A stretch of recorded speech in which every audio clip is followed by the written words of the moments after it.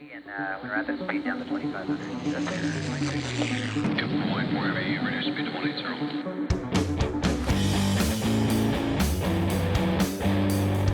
Blackbox. I was talking, my father-in-law was a Vietnam fighter pilot, and I had him on a month ago. Yeah. And, dude, it was sobering for me to hear a 79-year-old dude who flew, God, I forget, it was an unbelievable amount of sorties. Uh-huh. And, you know, diving in on SAM radars, and that was his mission as a THUD pilot. Sick. And he watched 4 of his friends die, like literally crash their planes into the ocean. And he's like, all I can do is circle. And, you know, just watching him relive that, I'm like, man, you know. Were those stories you never heard or you probably never would have heard? Never. My wife didn't know. And where it really hit me to interview my father-in-law was when he retired from civil service at NASA. A guy was reading like an old charge from one of his awards. And and I look over at my wife, and she's bawling. From his active duty service? This charge from his active duty. One of his buddies just read an old citation at his last retirement, talking about, you know, here's Wayne's career that's so much more than what many of you know, including my wife, because she was, you know, 6 years old at the time. Right. And I look over at her, and she's just like, I mean, gushing. I'm like, honey, what's wrong? And she goes, I didn't know my dad was a hero. I was such a dick to him. Just all the things. I gave him such a hard time. So I was like, yeah, you know. And I was like, Wayne, and 2 kids. It's like, did you ever talk to your kids about Wayne? He was like, no. Yeah. He goes, that was the era I grew up in. And I was like, can I get you to come on a podcast and talk to me? And he hemmed and hawed, and he was like, okay.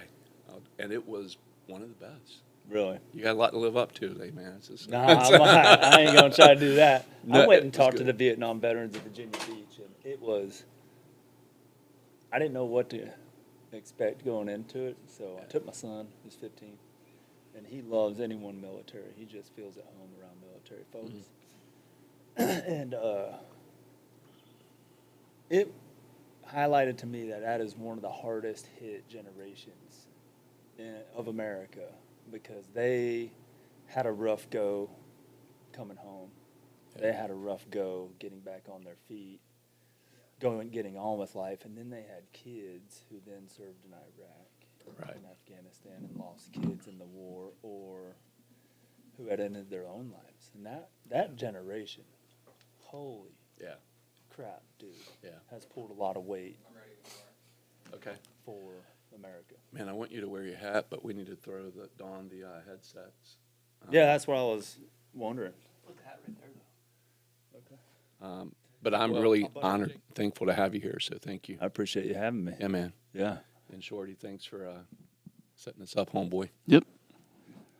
Yeah, Shorty, it's not too late to come over, though. It's like a part-time gig. Yeah. Yeah. We got to talk about it. He should serve. Yeah. Well, we've talked about it, and I've thought a lot about it. We just hadn't had a chance to reconnect. So. Yeah, seriously, you should really consider it. I'm not just plugging Mike here for you, but the the boat guys that come out, we can meet them on shared experiences, but only to a certain level. So to have you get you get Marines around other Marines, and they're thick as thieves, tighter than 2 coats of paint. Right. Don't even know each other. Yeah. Find out you're a Marine, it's on. Like, did we just become best friends? Sure did. Yeah. So it's that bond that creates vulnerability or allows access to conversation. So have other SWIC dudes out with other SWIC dudes, or EOD out with other EOD. Yeah. You got a level of trust built there too. I mean, this is awesome. We're getting outtake stuff before we even. Oh, we're not even rolling yet. All right, we should. Actually, I think he is recording. Yeah, we're rolling. Yeah, that's awesome. All right. So that's why I'd like to have just at least be out for an introduction. Like, here's Hold the Reins. Yeah. Run them through the first session. Be present for the first session. And can I come out and see it? I'd Absolutely. Love it. Maybe we bring some cameras too, and You're more Would you than be welcome. cool with that to let us document it for you, and then maybe Absolutely. we'll add it to your? Yeah, we podcast? focus on NSW, but we don't say no to anybody. We have a young, he's like 28, 29-year-old prior Marine officer who's in our program. Okay. We had a guy who went through the BUDS prep program in Great Lakes, never made it to BUDS. He had some injuries and other hurdles to get across in his own life. Yeah. And we had him at the program. He med retired. We found a cowboy out in Idaho who he works with now and kind of started his career there. So Nice.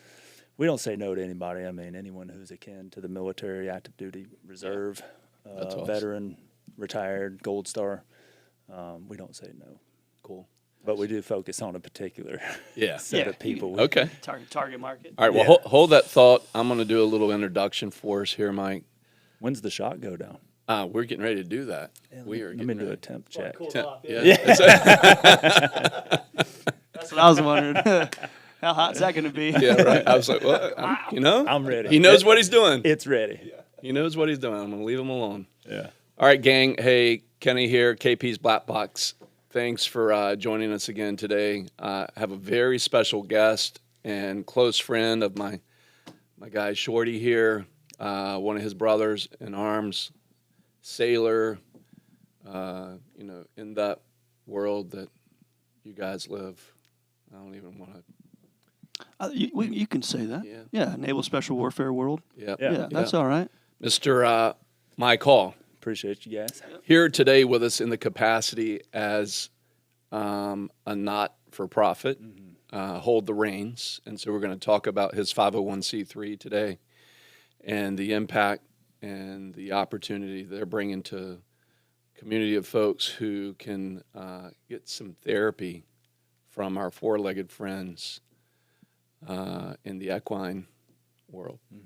That's a big word for a country boy from Carolina. You sound like you might be from California, Mike. Oh, yeah. Yeah. Well, Where are you from? started in Ohio, Ohio. But you Fairborn, sound- Ohio. There's a little section in Fairborn nicknamed Little Kentucky. So a bunch of coal miners and their families came out of the hollers and kind of took over a little section of Fairborn. It's So pretty you redneck. probably know the J.D. Vance story, huh? We'll go politics quickly with that I hillbilly. You know, that the guy who's running with Donald Trump for vice presidency. Sure. He wrote a book about his experience in the Appalachians. Oh, Yeah. no, I don't know it. Yeah, so throwing a shout out to J.D. Vance. I'm sure Shorty loves that. Sure.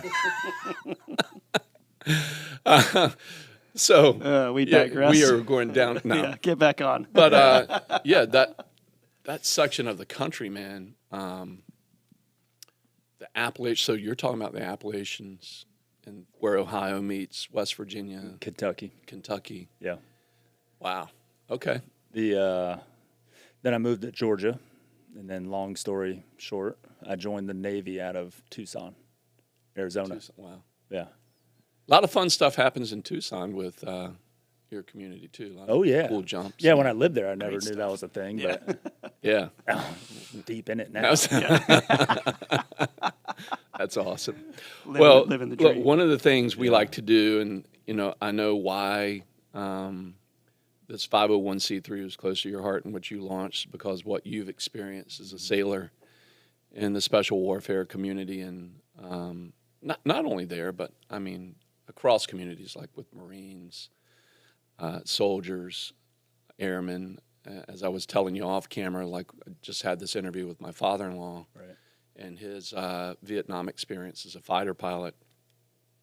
It really has just impressed upon me to do this thing that I do at the beginning of every podcast, which is, honor those who have served and who have made the ultimate sacrifice.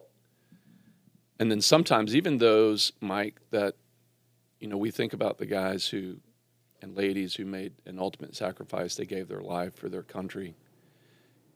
And sometimes not even knowing why. Like they just served with purpose because they were asked to serve. Right. The politics behind it, who's in office, that didn't matter, right? You're there and you become part of this community of serving your brother, sister to your left and to your right flanks. So it's my long-winded statement of saying we want to just throw a shot back to say thank you for those who have gone before us, who've made the ultimate price, Gold Star families, and those who are still serving and laying it down and stepping up when you don't necessarily agree with what's going on in the world. You're still there to defend freedom. time in. Yeah. It's awesome. So a toast. Salute. You guys got any toast? I don't usually ask folks if they want to add to that, but All like of to mine throw down? typically have something to do with, here's to you, here's to me. If we should ever disagree, well, F you and here's to me. No. I heard one recently. Let's see if I can remember it. Okay. There's all kinds of ships. Ships that float, ships that sink. But the most important ships are friendships. So here's a I like toast to that. you and me. Yeah. Cheers. Cheers. Love it.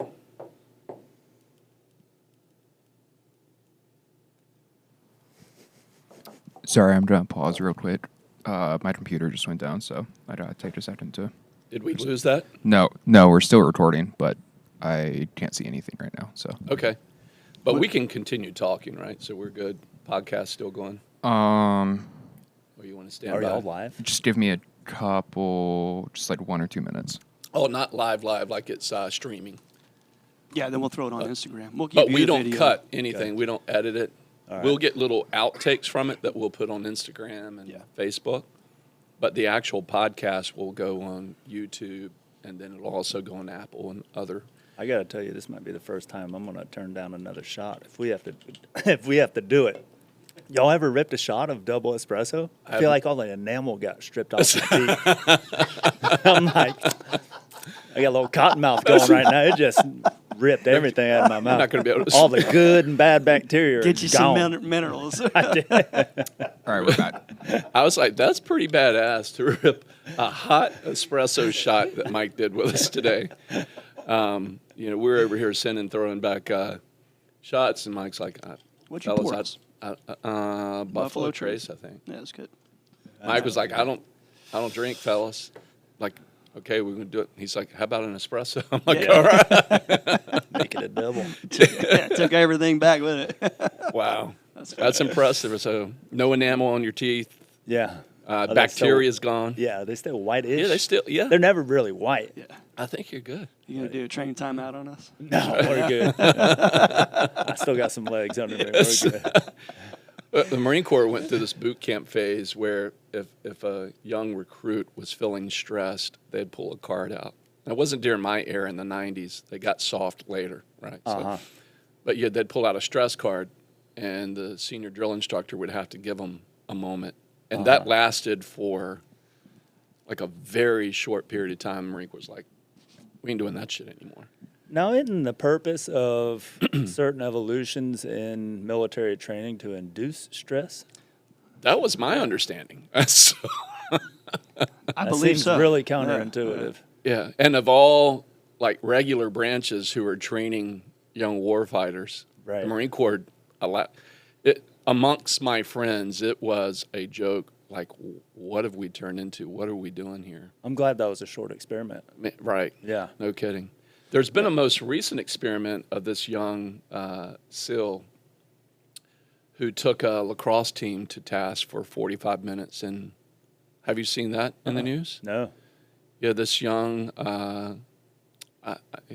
supposedly right out of Buds. Hey, Jake, can you fact check me on this? This young SEAL, just early graduate from, SQT.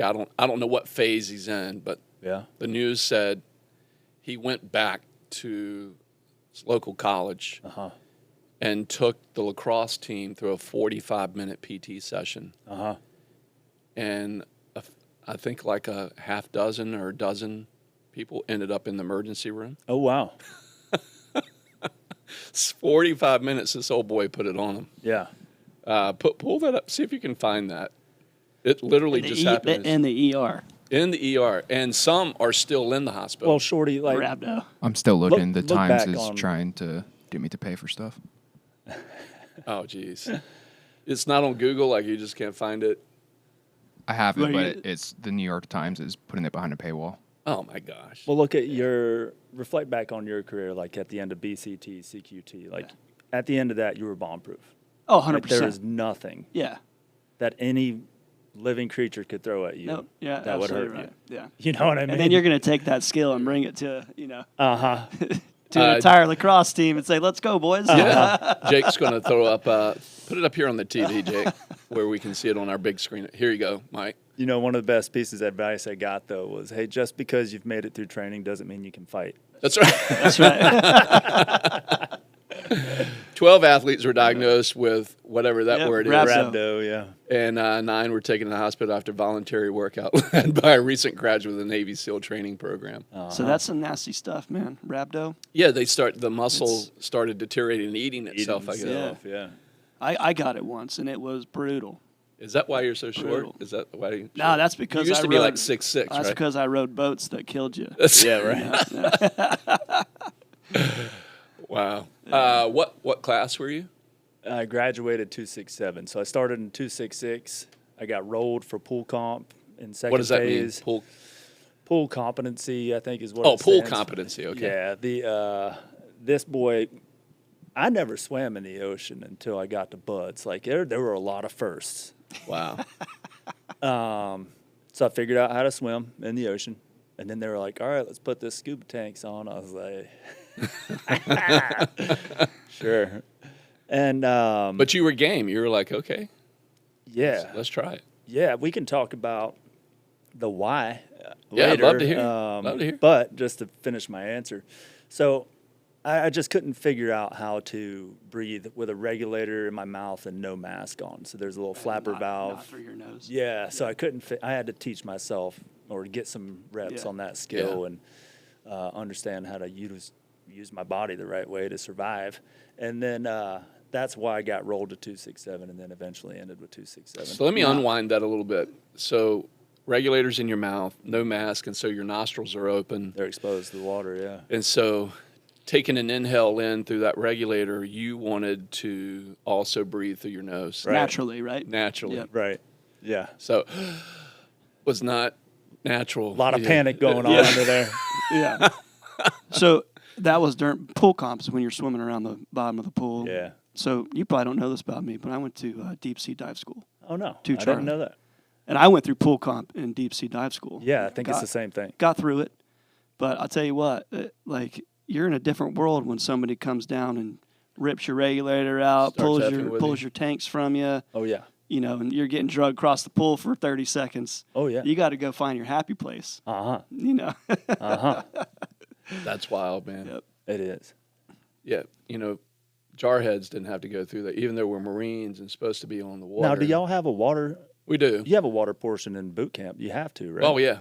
You have to be a class. Yeah, class 1, class 2, class 3, and then scout swimmer. Right. So I miss scout swimmer because of, if you're listening, PFC Harold. Thanks a lot, Harold. Calling you out, brother. Some names you don't forget. Yeah, don't forget. And we served in my unit at Fast Company here in Norfolk together. Stud athlete, young black dude. So if I'm making these insinuations to black dudes can't swim, I am. I'm saying it right here. Call me out. Call me racist or whatever. Harold could not swim. Uh-huh. He had no business in the pool. I don't know how he graduated Marine Corps boot camp. Uh-huh. So we're going through class 3, class 2, class 1, and then wanting to make it the scout swimmer, which is, nice little badge and bragging rights. Okay. So we're almost there. I'm pulling Harold side stroke, survival stroke across the pool. Sure. I get to my 50-meter side, get him there, and then it's time for Harold to pull me across. Mm-hmm. I didn't have a happy place. Yeah. I was Harold is like 5'6". I'm like 6 foot. Like I was like 215 at the time. Yeah. Harold doesn't have an ounce of fat on him, Yeah. and he's probably like 190, 5'8", 5'9". Yeah. But He probably sunk. his definition of 190, swimming, no fat, down you go. no buoyancy, and I wasn't helping him, right? And the panic, Mike, that sets in when a guy's got you in a chokehold, Uh-huh. pulling you across this pool, 50 meters. That's not that far. Yeah. Right? It really is. You're looking at the other, and you're like, we can do this. Uh-huh. And this old boy, I'm like an anchor underwater being pulled across, and he's down on my carotids, and I'm like out. And I got him by the belt, man. You got him in a chokehold. Next thing I know, I'm out. I'm like, I don't know where I'm at, and all I know is I'm this desire to want to breathe, and sucking in water, they don't mix. Yeah. So that's probably what you were. We had a very similar experience. Yeah. So class 1 is all I made it to. And old Harold, love you, man, but cost me a badge. Yeah, it's all right. Yes. You got the story. Probably better than the badge. Yeah. Here we are. Here we are. Yep. Maybe I missed Force Recon because of that, and there's a blessing in disguise. Sure. So, you know, What's FAST stand for? fake ass SEAL team? Okay. Never heard that one before. Fleet Anti-Terrorism Security Team. All right. We Yeah, that's thought right. we were badasses, man. We were just 03 mud on the boot grunts with some special training, Uh-huh. and we got to do CQB. Were you doing ship takedowns, or what was your core Yeah. mission? The core mission was personnel protection, defense for embassies. Okay. So, like in Somalia, when the embassy was over by, I think it was the K9 compound in Somalia, it was a shit show. It wasn't really an embassy there, but fast Marines were taking State Department guys back and forth to the airport in these up-armored Suburbans and Humvees, and that was just drive them to the airport back and forth each day. Right. And then on a transition with Rangerbat, when the Marines turned over a portion of that mission to Rangerbat, and Rangerbat had some other activities and missions over there. That's shortly thereafter, Black Hawk Down went down. Okay. But, I was with a 3rd Platoon Fast Company. We were taking some embassy folks back to, I wasn't on this particular mission, but just taking some State Department folks back to the airport. Mm-hmm. And we had created this bypass around going through downtown Mogadishu, which is a shit show Yeah. in the 1990s. So we're on this bypass road, and all of a sudden dudes step out with RPGs and with AKs, and they're cat, putting them down. And Into your car yeah. or into your convoy. Into the convoy. Yeah. And young Lance Corporal on a 50 cal just has a heyday. But he gets hit in the head with a 7.62 round through his Kevlar. Through. Knocks him out. Didn't kill him, but he's got a bad head injury, bad concussion. So he goes down. You can go back. Jake might be able to find this article, but a State Department guy opens the door on his Suburban, gets out, gets shot in the head. Oh. He's done, right? So that was like pre-Mogadishu, Black Hawk Down mission. yeah. Right. Was this young Marines, 19-year-olds. I promise you, it's Crazy. still as wild. Yeah, it's Wild West over there, right? It's It still is. Jesus. Yeah. There's no law. No. There's no organization. They still, like getting high at night, Oh, yeah. chewing on the Cot. root, or what was it? Caught. That's right. They have execution posts outside their judicial center. You can just smell the blood. You can just smell the death. It's Wow. tribal, man. Yeah. It is just the Wild West for sure. I was looking up here on the site, and I want to ask you something before I forget. One of your folks on Hold the Reins that you had write a little testimonial for you. Mm-hmm. His name was Dave M. That wouldn't be Mac D, would it? No. Okay. I didn't know. It sounded like something he would say on the testimonial he gave. Oh, for right. you, but- No, we've had You know Mac D? Are you talking about Big Dave? Big Dave? Yeah. Yeah. We've done a good job trying to conceal and protect our guys that come through the program. You Okay. know what I mean? So Yeah. there's a certain level of sharing that we'll do. Some guys have Instagram, they have social medias. one of our guys who can't hide from the spotlight. His name's Sergio Lopez. He was an active duty SEAL, had 3 heart attacks, died twice, severe brain damage from lack of oxygen, lack of blood. Comes back. Modern medicine gave him a 0.25 chance to survive and not be a vegetable. He's a straight A student at Harvard right now. Oh, wow. Like when you talk about grit Yeah. and not taking no for an answer, he is a testament to that. Yeah. And he's got a beautiful family, beautiful fiance, has a real zest, passion for life, doesn't sit here and say, why me? I could have done more with my career. I signed up for this, never got to do it. Like he is just, he turns everything into a positive. He is such a testament to like how everybody should embrace challenges in life. Yeah. Love to talk to that dude. I mean, how does a guy have 3 heart attacks? You're going to have to ask the Lord when you meet him. I That's don't right. know.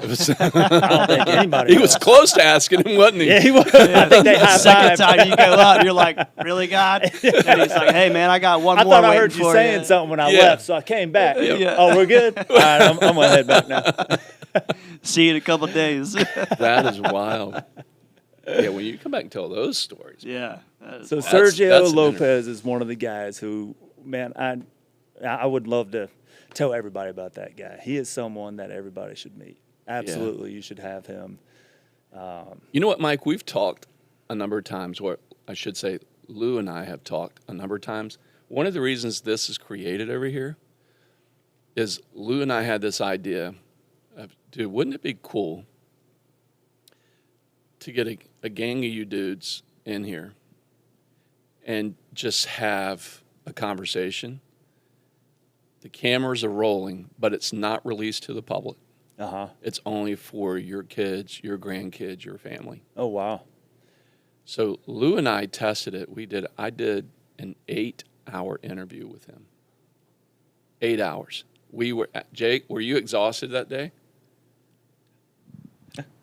Yeah. To say the least. Yep.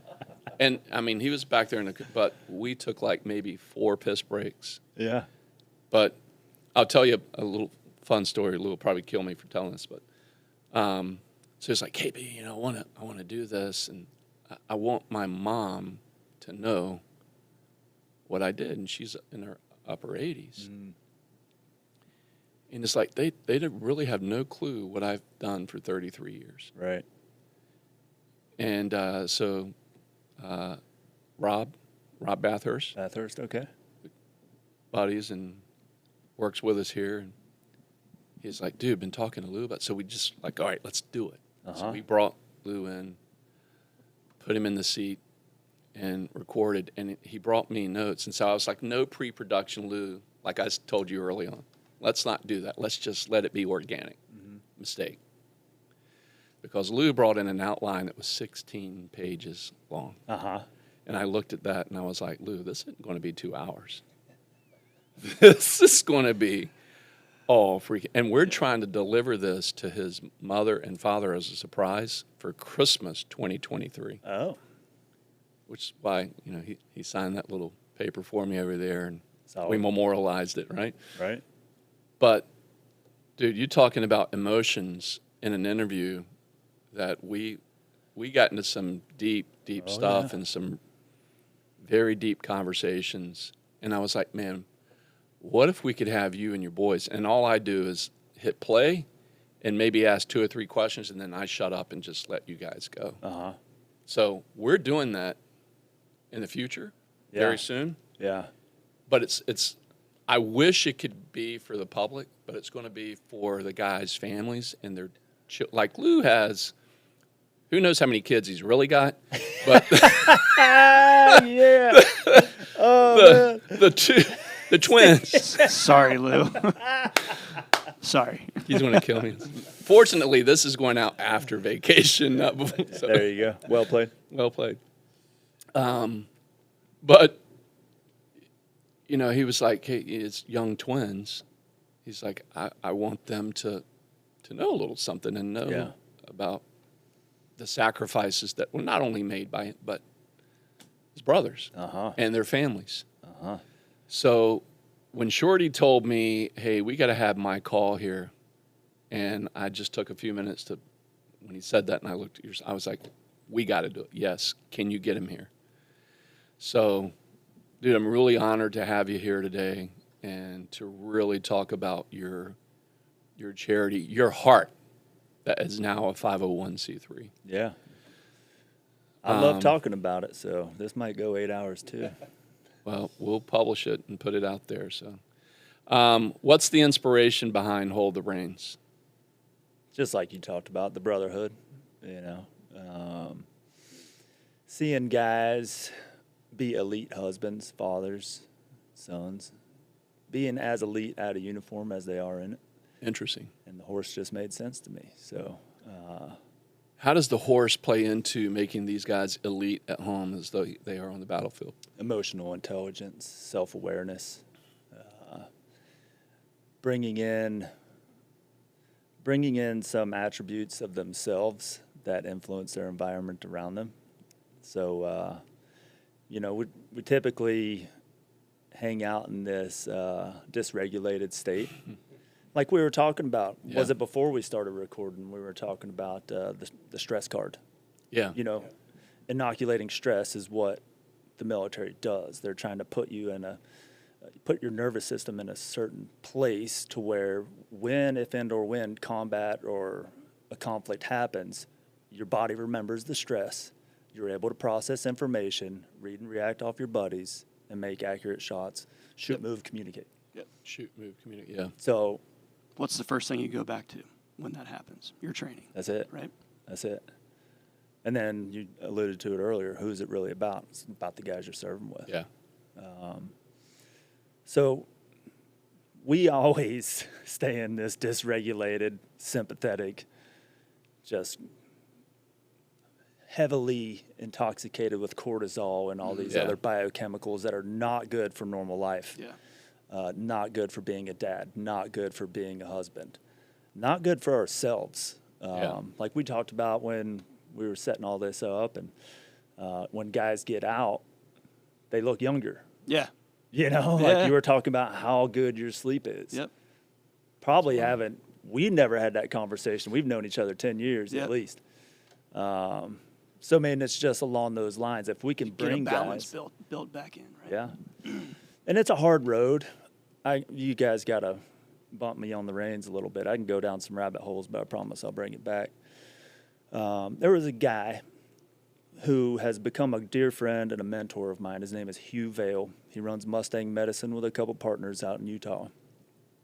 He had a buddy or a client or an associate of his that went to a psychiatrist, and the psychiatrist gave him some oxytocin.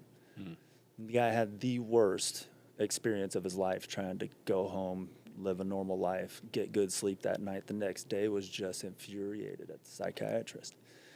What the hell did you give me? He's like, well, that's the feel-good hormone. Like, your body should have, if it was in a good place, should have appreciated it. Yeah. But you're so dysregulated, and your body thinks oxytocin is so foreign, and you've made this little dark place in the corner of your mind home, that we try to show you some light, and you're like, yeah, no, I'm good. Your body almost rejects it. 100% does. Yeah. Yep. We forget what it's like To be normal. to feel good. Wow. To enjoy simple pleasantries in life. Yep. As military people in general, definitely speaking for NSW members, we deliberately kick ourselves in the dick sometimes. Well, this is what home feels like. Yeah. If something's not hard, we'll find a way to make it hard, but does it have to be? Would you say it almost at the same time? I feel like it's almost kind of bred into us Sure. to almost think that way because we have to go out and do what's asked of us. Uh-huh. And it takes a special kind of person to do that, number one. But that person has to be able to separate themselves from what reality is to be able to go and do stuff. Uh-huh. Right? Absolutely. I mean, how many times have you just started laughing your ass off when something sucked? Yeah. Oh, yeah. Like, I cannot believe this sucks. This is bad. going on, yeah. Only thing I can do is laugh right now. Yep. Whereas before, maybe not, but chances are likely that before your conditioning or training, you'd have been like, there's no fucking way I'm getting in the fuck middle of this. that. No. Yep. Just that's a whole bag of notes right there, and I don't Yep. want anything to do with it. And then you're in it, you're just like, We're here. For the Marines, and I'll keep it to like the 03 and Raider community. I had an old gunny, and I've talked to Shorty about this many times, where the gunny said, Porter, just here's how you're successful in the Marine Corps. Be smart enough to listen and just dumb enough to go do it. Uh-huh. And so you start priding yourself on, hey, I've got a noodle up here. I can figure things out. I can, transition myself into this person of embracing the suck. And you start living that, and you start becoming used to that. And then my son, who just left the Army, we were busting on him about, going and trying to get some VA benefits. Uh-huh. But there was a mentality that's still there, and that was in his unit. Uh-huh. Same thing that was in mine was, you don't go to the medic. You don't go tell him you feel bad. You don't tell him, you wrenched your back on that run or that, force march or whatever it may be. Uh-huh. Or you twisted your knee jumping out of the chopper, because you just embrace the suck. Right. And you move on. So to that point, do you think that's still there today? It's still happening that way, where you get hurt and you're just like, I can't be a puss and go deal with this. I'm going to grind this out and just be dumb enough to keep doing it. I can only speak from my experience. I definitely milked every injury leading up to midway in my career, trying to go to the Tier 1 community. I hit everything as well as I could. I didn't want any red flags to appear on my profile. But the community that I've been part of in the past, 6, 8, 10 years has really favored guys going to physical therapy or guys going to see the psychs. Like, hey, if we can get you in a better place, you can operate for longer. You're a better warrior. You can op harder. From a leadership standpoint, it's like the less distractions my guys have, if we get them in a better place, the sharper they're going to be for the task. Yeah. So I think that's been the change. And we have a community where now every community is different. I can only speak for ours that we don't. Most of us, I can't say all of us, I would say nearly all of us, get to a point where we're just like, all right, this is hurting so bad, or this is so disruptive, I have to go say something. You don't find guys down in physical therapy laying on the table getting a spa treatment. Right. Or padding their record, or looking for a reason to get out. Yeah. Or trying to find, they're not hopping from nonprofit to nonprofit trying to get good deal trips. Like, that is not our community. Right. Are there service members out there? Absolutely. A buddy of mine runs Operation Once in a Lifetime. Pat, he gets phone calls all the time. They're like, hey, can you help me with my mortgage? He's like, yeah, cool. Tell me what you're doing. Like, what did you get discharged for? What's your benefits? Yeah. What are you doing for yourself and your family? Where are you working?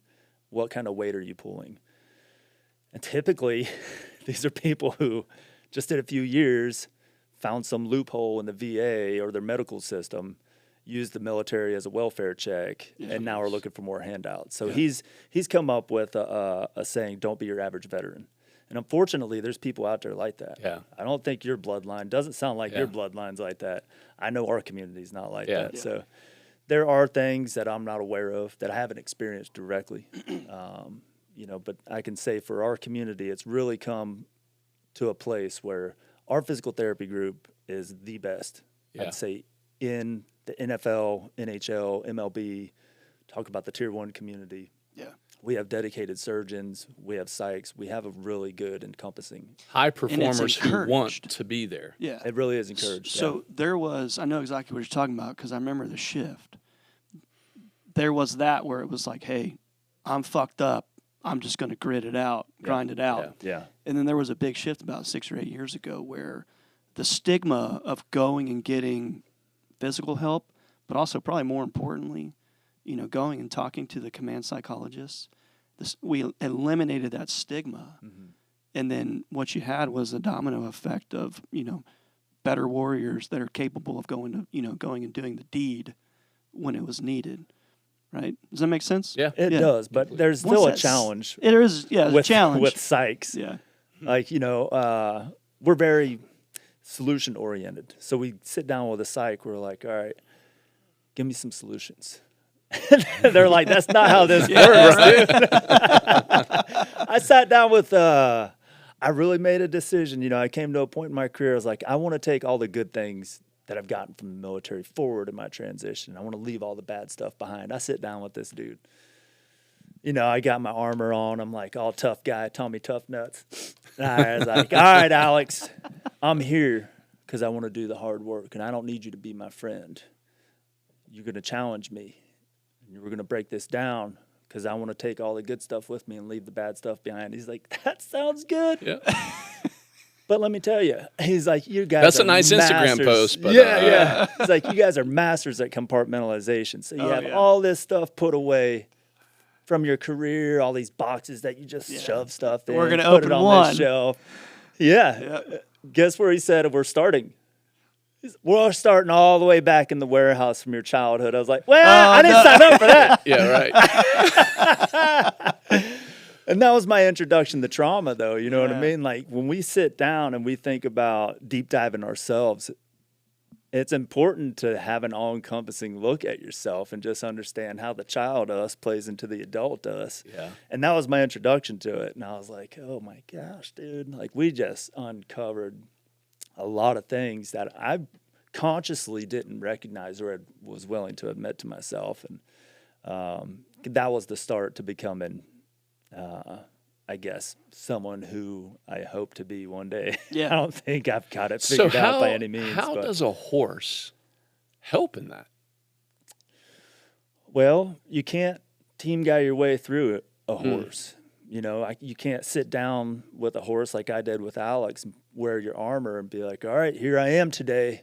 And you're not pushing this Horse is gonna be 2,000-pound like, animal who around. do you man. think you are? Or guys can. Dudes do show up with their machismo.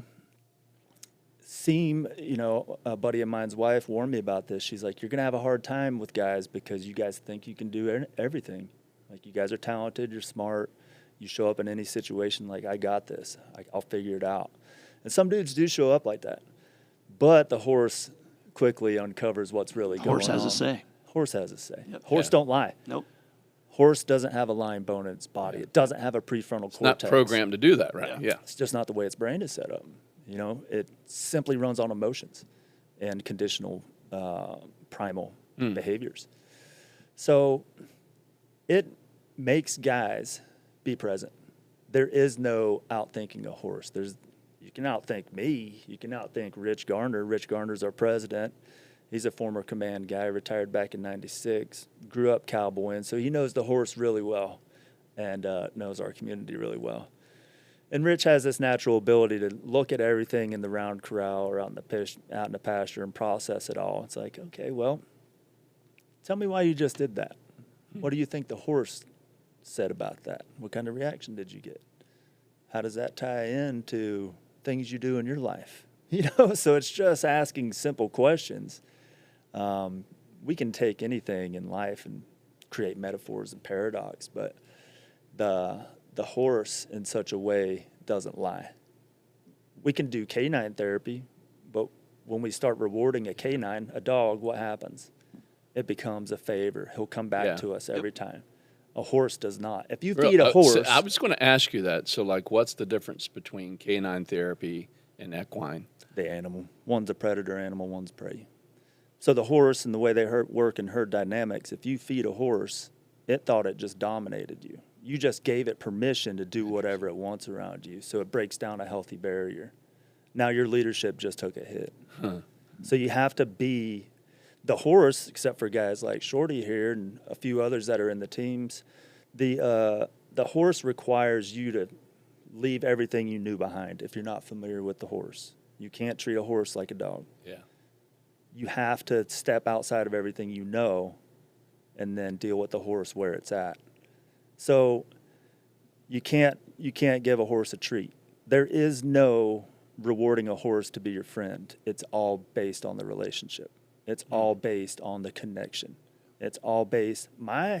All three of ours relationship with one of our horses is all going to be different. Yeah. That horse Interesting. doesn't show up for everyone the same way, the same day. Yeah. It has its own unique response to everybody else. And each horse is going to be different for each. Oh yeah, yeah.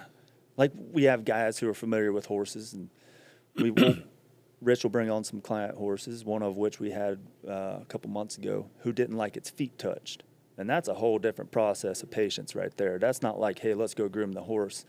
Like, let's pet the horse incrementally a couple You gotta earn centimeters some further trust with down the him. leg every time, and then find them hot spots, find them buttons.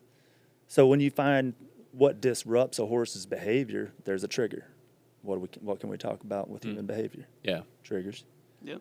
If we never work through triggers on a horse, that horse is never going to be as good as it can be. If we never work through triggers as humans, like that's where the safe Yeah. rooms are bullshit. That's where the safe rooms are hurting whoever's using them. Right. Somebody else's kids. I was going to say our kids, but I was like, no, we ain't. There's no safe rooms in our house, I guarantee. Yeah. Never been to y'all's house, but congratulations on the new house, by the way. Thanks, man. So not working through triggers really doesn't allow someone to grow, doesn't allow someone good. to become who they want to be. Same thing with the horse. So we can create those metaphors and paradox all throughout the engagement with the horse. So to your point, so you find a hot spot on a horse, right? And then you got the horse, and then you got yourself. You got a trigger with yourself. Right. In order to move forward with the horse, you have to deal with that specific thing. Right. Right? Find the hot spot, work it out, build some trust with the horse, find out how you can get around the hot spot or deal with the hot spot itself. Right. Same thing on the mental health side of, guys like us and what, things we've done. You get to a certain point, you got a trigger. You have to stop right there and figure out what's going on. That's hard. It is very difficult.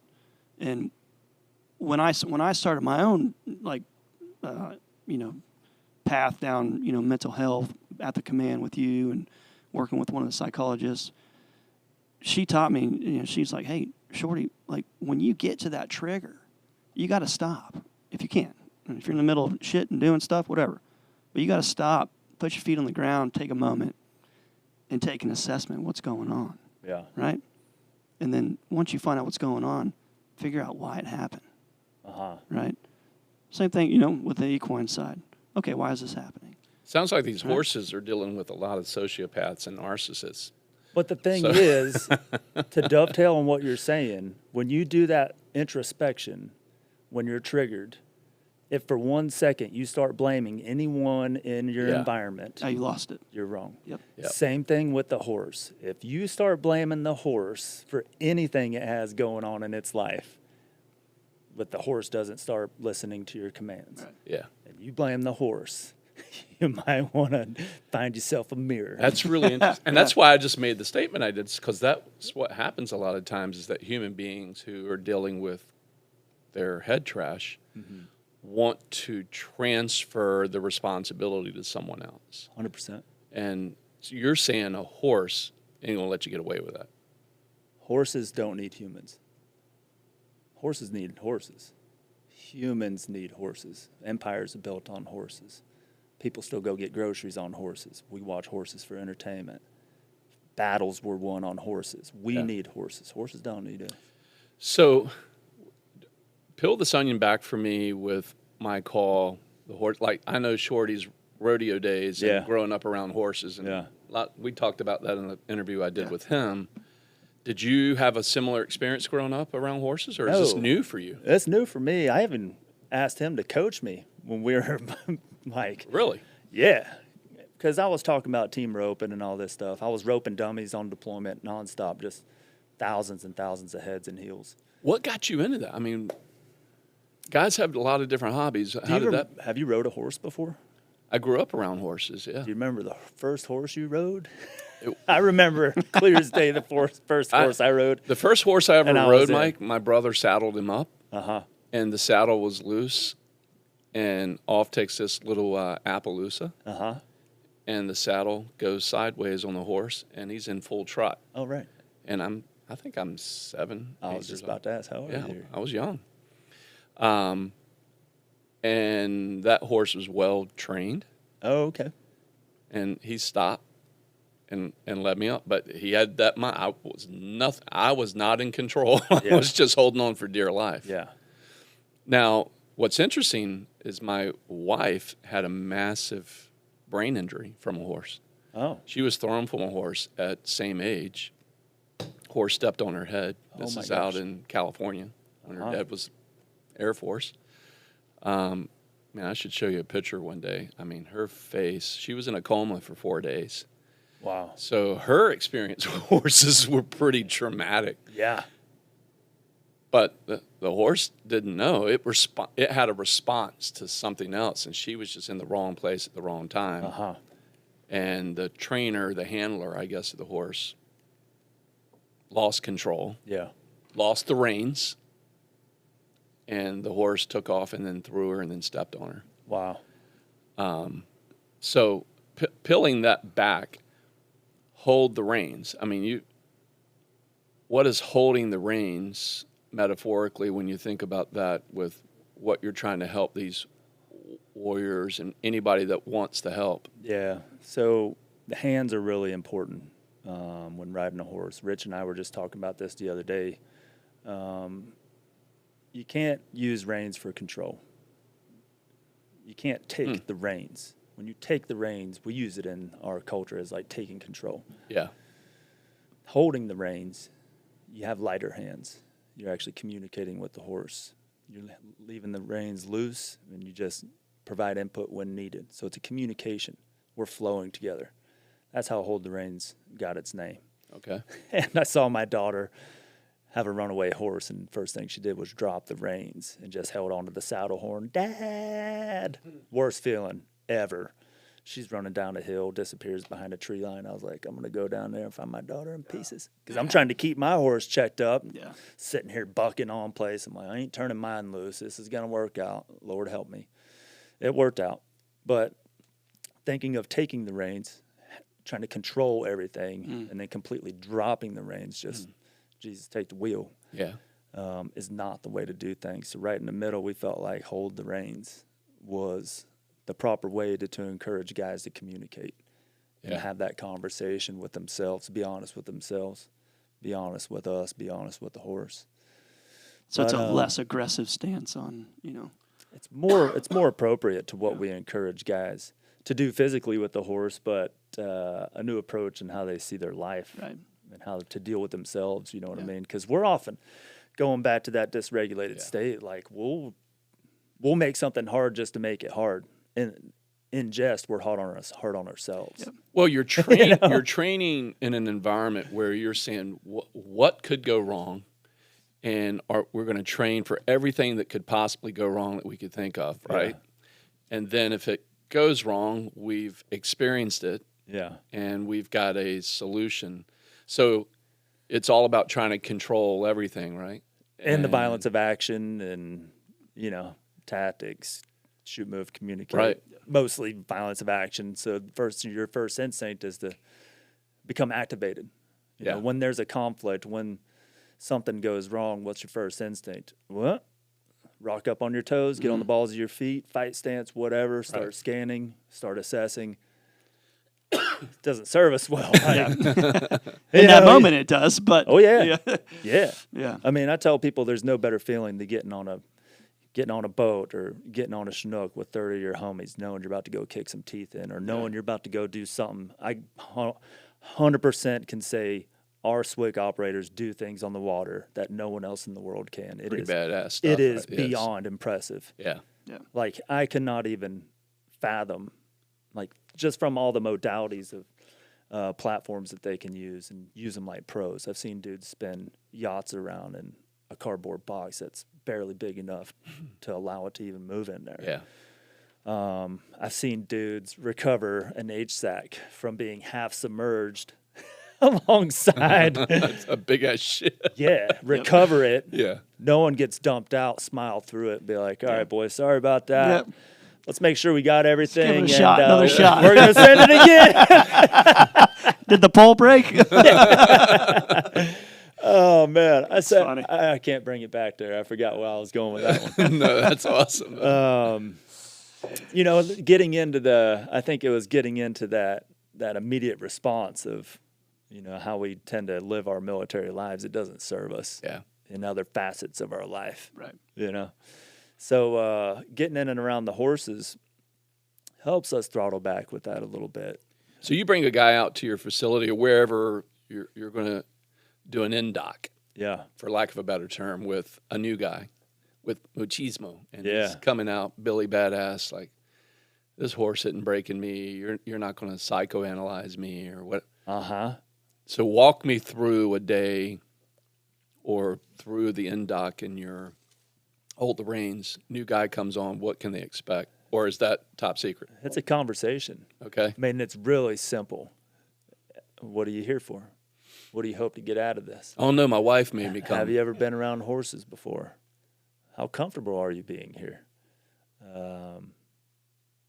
Let's sign this waiver. Let's show you around.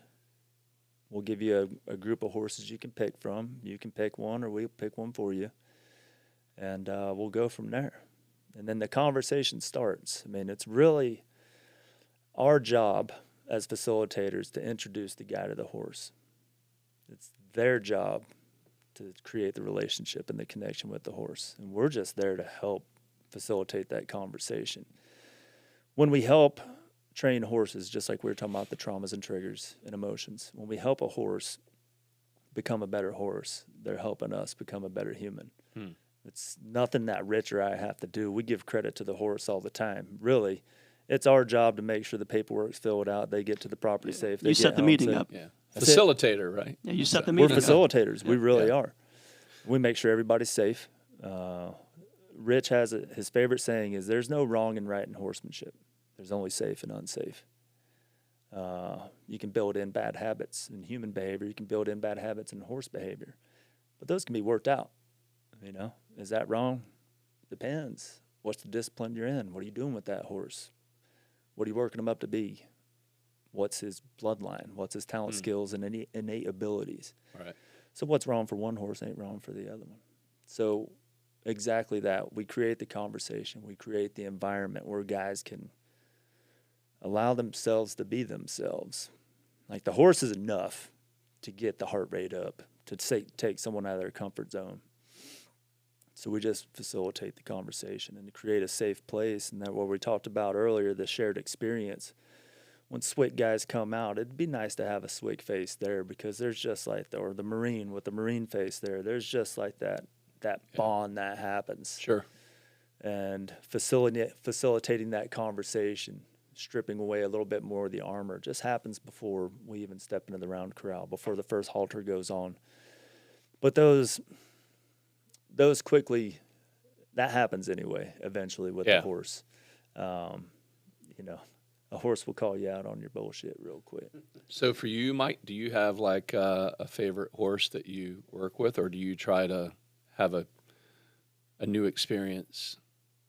I'm trying to get my head around that. Like, what do you get these horses to help an individual do, and from reflecting on themselves?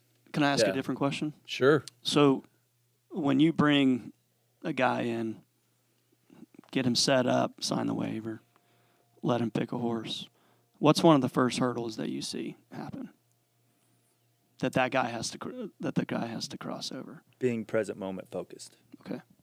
It's like scanning. Like we try to do a little tour, like over here's the main house, over here's the barn, that's the wood shop. We use Rich's property, by the way. It's his 38 acres. He's built everything on it besides the main house. I mean, he's put up all the panels. He's got all the horses situated perfectly. So if one gets out, you know, when we have people on the farm who are not used to closing gates behind them, latching things properly. If a horse gets out, most likely they're just going to be boxed in this one area, or in from a round corral into the outdoor arena. He grew up on a cattle farm. Okay. So him and his dad have grown up together doing all this stuff, and he just took his knowledge. He's like, well, no one really has anywhere to go now. So he's always done it like that before Hold the Reins came to him anyway. But the the guys who come out, it's just a lot to take in. Like, Yeah. I'm about to get in here with some horses. They look big. I don't know these dudes. I don't know Mike and Rich. So it's getting them to down-regulate, you know? Yep. And it usually happens with the first touch of a horse. It's like, Yep. oh, wow. So this is what they feel like. Yeah. Or I can feel a heartbeat through this big thing. Hmm. You know what I mean? Mm-hmm. Or feel its breath, smell its breath. So that down regulation, because we get amped up anyway, Yeah. pretty easy. We run hot. Yep. So getting guys just to be present moment focused, and typically 2 hours is gone, and they're like, "What? What just happened?" Yeah. Like, I can stay another hour if y'all need me to, or, you know, later that afternoon, it's like, "Well, y'all got any time tomorrow?" Yeah. Rich just had a couple guys out for 6 hours. Now, is that because? Do you think it's because maybe they had a sense of relief come in? Everybody's different. Yeah. Yeah. We've had guys have profound emotional experiences. Guys we had just met for the first time. We had a guy come out, and, you know, we do a debrief. I think it's just in our nature to do Yeah. Yeah. debrief. You have to, right? Yeah. We'll probably debrief this after That's this, right. even though all we're doing is talking. That's right. So he comes out, we do a debrief, and he's just like, man, you know, overcome with emotions. He's just like, I think I found my tribe. He's like, I have never felt this good being this vulnerable around other guys and around the horse. We've had some really profound experiences with guys who start out with the machismo, with the armor, and then eventually they're just like, I have to be around horses all the time. And there's that grounding effect with horses. You know, the Industrial Revolution took us further and further away from nature. Yeah. Now we're in this state of technology. I was just at a buddy's retirement last night, and this mom's like, hey, Chucky, go check if the keys are in the rental car. They should be in the middle console. And my dude runs out in the parking lot on his phone. That's like, hold on, young man. You don't get run over. Like, our kids and future generations have so many more things that are supposed to make life easier, but that are just greater Creates more distractions. challenges. Massive And distractions. takes us yeah. further away from nature. Yeah. When in spirituality, in the Bible, where have all the profound things happened? Out in nature. Hey, Yeah. Yeah. Yeah. Moses, Yeah. Jesus. Yeah. Like, you look at all these things that have brought about profound connections with God. They've happened in nature. And we wonder, I wonder, one of the main components, what's taken us further and further away from God as a culture. Yeah. I would attribute some of that being our loss of a connection with nature. Interesting. Yeah. That's Yeah. a really good. So we thought. get guys back around the horse. I mean, what other animal can you get around that's that big, that you have common access to, that you can create a relationship with? Some sea hag down at Ready Room. I know what you're thinking, but no. We're trying to keep this You're both clean today. looking at me like, Well, Let's see. Ready room. so I mean, and there's so many different ways that you can bond with a horse, and so many uses. Like, you grew up rodeo, and you Yeah. grew up heading and heeling. Yeah. You know, there's just so many different things you could do with a horse that the possibilities are endless. And then there's careers that guys can get into. So when we talk about transition, the gentleman who came to us who didn't make it through the Buds Prep program, he was our first participant, spent most time with us, and then got med-retired. Rich has a wealth of partners and people that he knows throughout the United States. Made a phone call to Idaho, found a guy quite near where our participant was moving, got him networked into the Cowboy. oh wow. Just yesterday, I saw an Instagram post of our participant holding a horse for the farrier to work. A couple weeks before that, he's running barrels on a horse. Was not doing that with us. He had no clue what he wanted to do following his med retirement. I think he's figuring it out. Yeah. Yeah. Wow. And it's because that connection with nature. You know, he was a more reserved guy, didn't really care for people that much. Yeah. And he found the horse, and he was like, oh, well, what is this? Yeah. This is for me. Do you think there's any other creature. I mean, we talk about the dog being man's best friend. In your mind's eye, with what you've experienced around horses and seeing how they have helped many human beings kind of find their true north, any other animal that comes close to that in your mind's eye? No, not at all. What is it? I'm intrigued. I mean, what makes the horse so special? Because it has the potential for violence. It has the potential to be bad. It has the potential to go wrong. And there's that trust factor. Like a dog can bite you, got it. But you're going to be able to slap a shot collar, feed it treats. What's the number one thing, like go-to? Someone's breaking into a junkyard, they take steaks with them or something, right? Yeah. Like you can distract a dog pretty easy. Yeah. I love our therapy canines out there. Like 100% a horse ain't jumping in bed with you. Yeah. Right. You know what I mean? Yeah, I have a Dutch Mal, Oh, and I have a German Shepherd, and a Betsy. English Mastiff. 3 large breed dogs. all indoor dogs. All indoor. And yeah, my Do wife. they all sleep with you? The Dutch Mal sleeps with me, Uh-huh. and the 2 others are caged because they like to shit in the house and Uh-huh. don't behave. Right. Yeah. But no, I'm thinking about what you're saying, and I think about the training that I did, and I got the Dutch Mal from Ollie. Okay. Out, and he's got some horses, and his wife trains horses. Do you know? Uh-huh. Oh, okay. And so, this dog's like, I mean, he's my boy. Like, Agent's my buddy, right? Sure. And it pisses Kathleen off. I've been married to my lovely wife for 32 years. Now I have this bedmate. Uh-huh. But I'm thinking about everything you're saying. I'm like, yeah, and the help of professional trainers, train this dog to behave a certain way. Uh-huh. And, treats, yeah, I can get that dog to do anything bringing a treat out. And you're telling me with a horse, I can't bring out some grain and go, hey, No, sir. roll over. No. Uh-uh. There Interesting. are reward systems, but it usually has to deal with affection. You get a horse to do something. A horse learns off of pressure and the release of pressure. You get a dog to do something, you About put the pressure bit? on. No, I'm mean just the talking pressure- about a flag. I'm talking about a rope. I'm Yeah, talking you about put your a- put a body, horse your in a- energy. Put a horse in a rodeo arena. They're working under pressure. Put a horse in a tight. So you're stressing them. You're taking away the stress. All right, I'm confused. It's the release of pressure.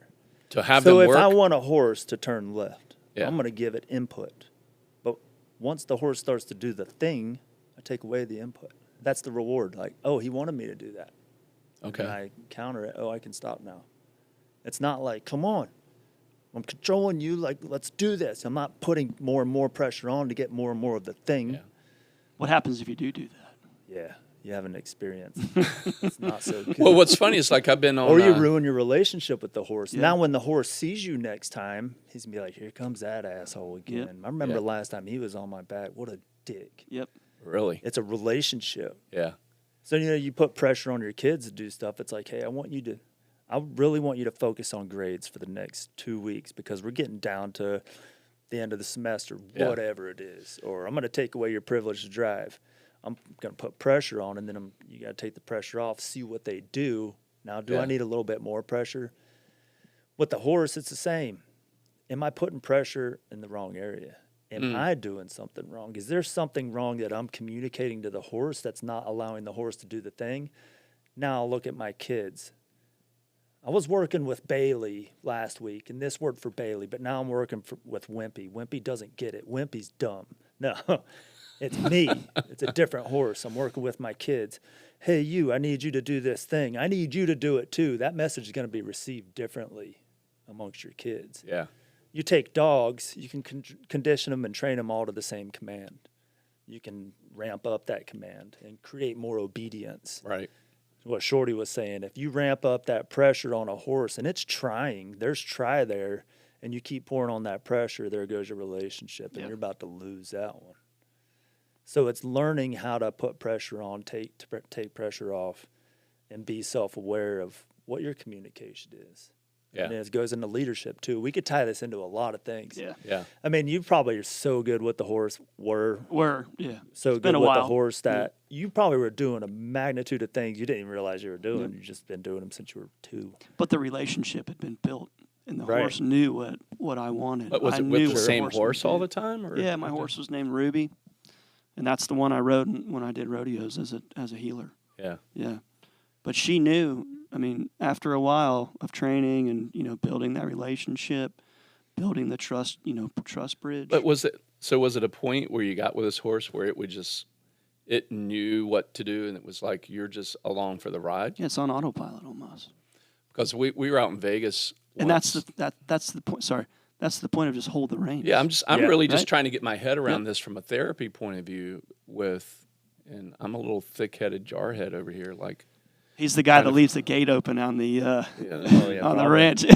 A lot going on up there, That's You're right. saturated. so this grape ape, man, there's Yeah, there's only so much There's room on the table. When you right. start shoving more stuff on the table, something about to fall off. my chrome dome's so big, but my brain is that size. What the hell happened there? So we're out in Vegas, and so I have 5 children, and now from 34 down to 24, and our youngest is permanently disabled.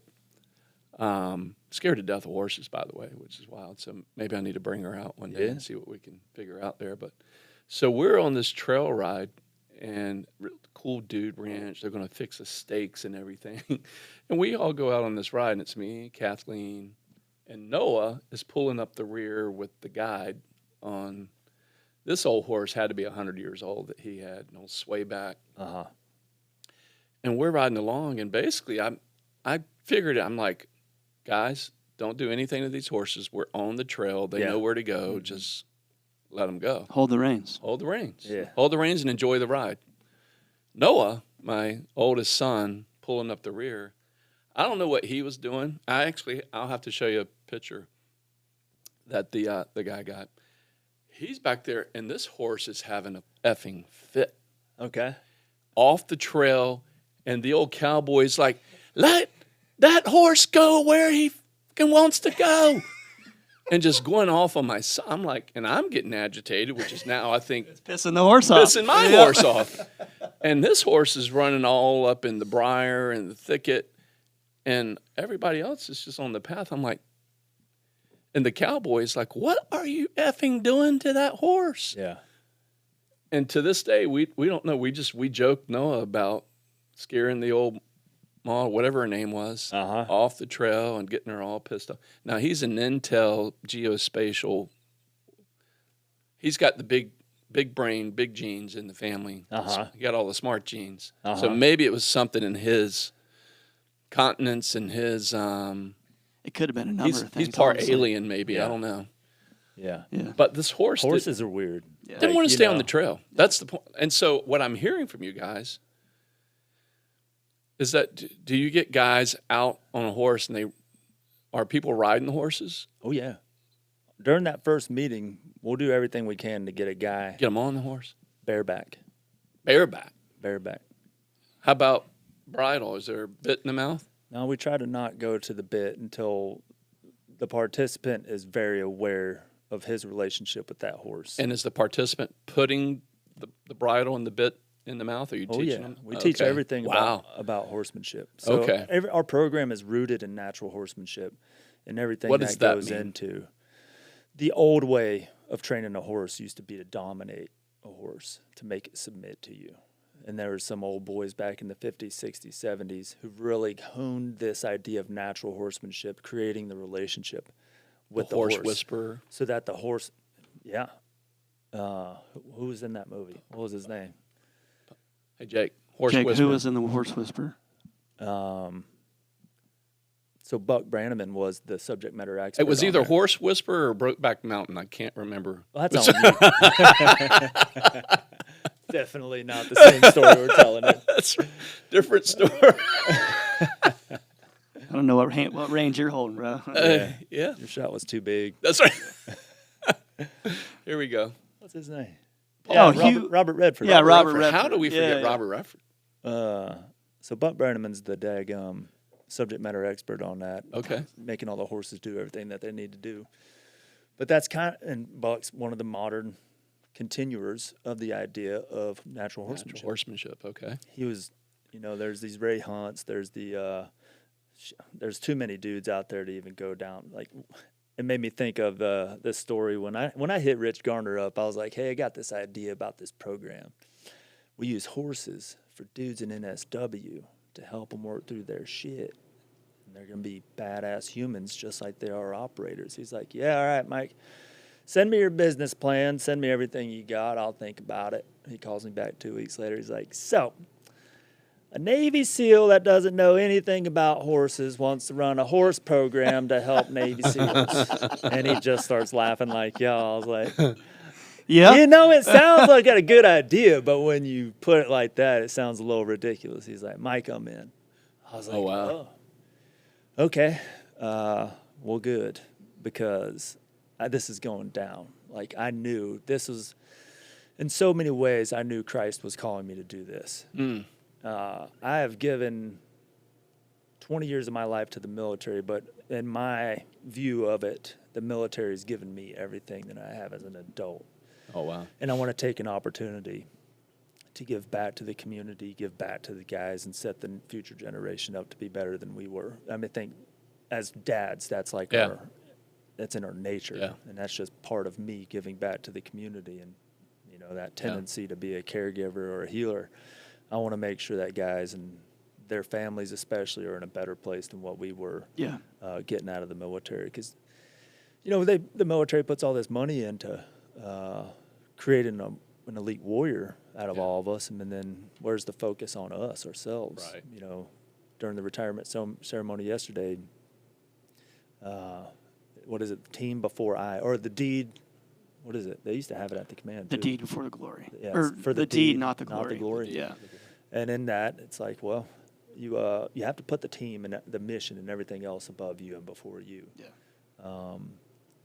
Someone translated as, you have to put everything else that's riding on the line, the generations that came before you, the tactics that were written in blood. You have to honor all those things, and then eventually you come last.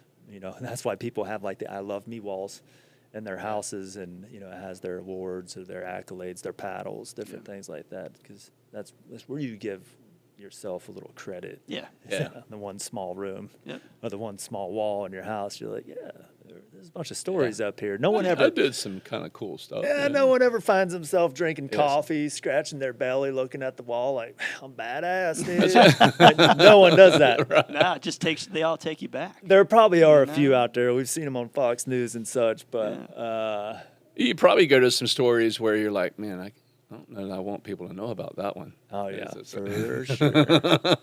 But when we talk about natural horsemanship, to bring it back, I don't know how I segued. I apologize. I warned This you is I would great, do it. man. This is great. So natural horsemanship, we're building the relationship. We're with letting the horse. reins. We're just letting it go. Yeah. Well, There you go. when you mentor somebody, you have to give them enough information to point them in the right direction, and then they start figuring it out. Yeah. I can relate it to that. So you just give the horse enough information. It's like, here's what I want you to do, and they start the try. You reward the try. It's not like, well, you didn't do it exactly how I told you to do it, or you didn't meet my expectations. Firmness. That's not how it works. It's like, well, you tried. The reward is a scratch on the forehead, a scratch on the neck. Pat on the neck. I think a great example of that is if you watch a rodeo, and they have an event called tie down. And these guys and gals, they're amazing. Like, less than 10 seconds, they rope a calf, run up, flip on a side, tie them up. The very first thing that they'll do when they're done, like throw their hands up, they walk right back to the horse and they pat him on the neck. Yeah. And that's direct input to the horse. Horse did a good job. Yeah. Yep. I'm sitting here thinking about corporate leadership. And Oh, dude, you bring a group of people out and we will break down what kind of leader they are based on based on how they interact with the horse. What it revealed to me. So you asked me what got me into horses or how this became a thing. I remember my first time in the saddle. Clear as day, a rodeo came to Fairborn. They had ponies out there, and my parents were like, "You want to go ride a horse?" I'm like, "Yes." Mm-hmm. That was the first time. And then I grew up with horses recreationally, friends, families had horses. We'd go ride through the Georgia mountains or go to a bonfire or something. But that was it, really. So then COVID hits. They didn't really know what to do with us at work. They were like, "We don't know what to do with y'all." Like, all the training is, like, critical training was still going, but everything else just all stopped. Don't come to work. I was like, cool.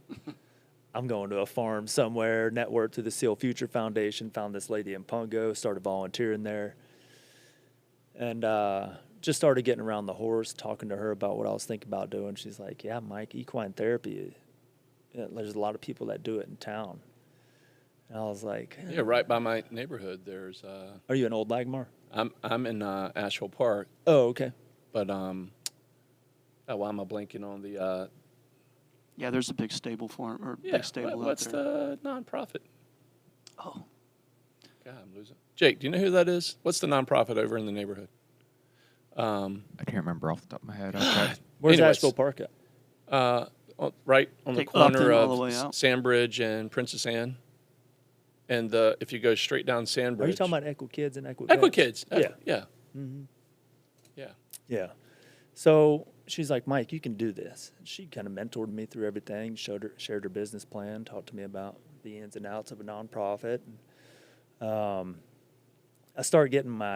go back to school to get my bachelor's degree, and I'm like, I think I'm inventing equine therapy. Like, I'm like, I don't know what everybody else is doing, but I know what I want to do.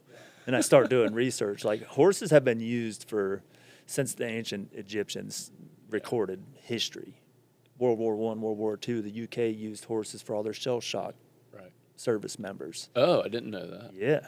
Really? The horse has been tied to human behavior since the beginning of time. It started out as a meat, though. Like, I think the first discovery of horses interacting with humans, we obviously hunted them and then figured out how to create a life with them, how to make our lives so much better in the relationship with them. And that ties into natural horsemanship. These guys ride better than they taste, I think is what we probably figured I never out. had That's horse. what Have I you? said. No. Oh. absolutely not.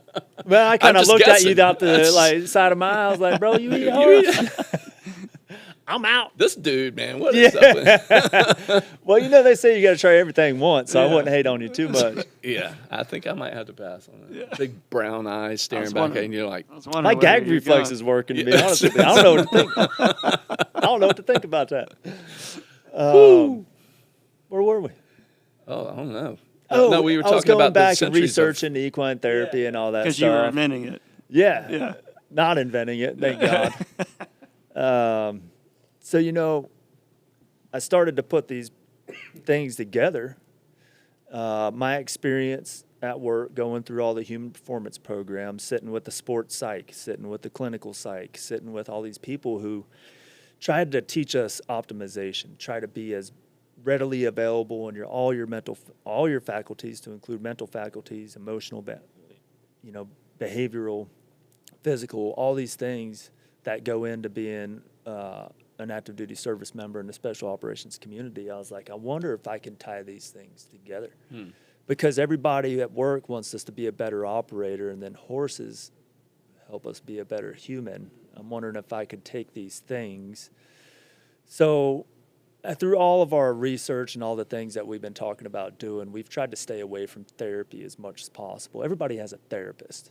Right. Like, if therapy worked, there wouldn't be a need for all these benevolent organizations that do equine therapy. I think we focus on the therapist more than we focus on the horse at times, and there's some organizations in town that do that.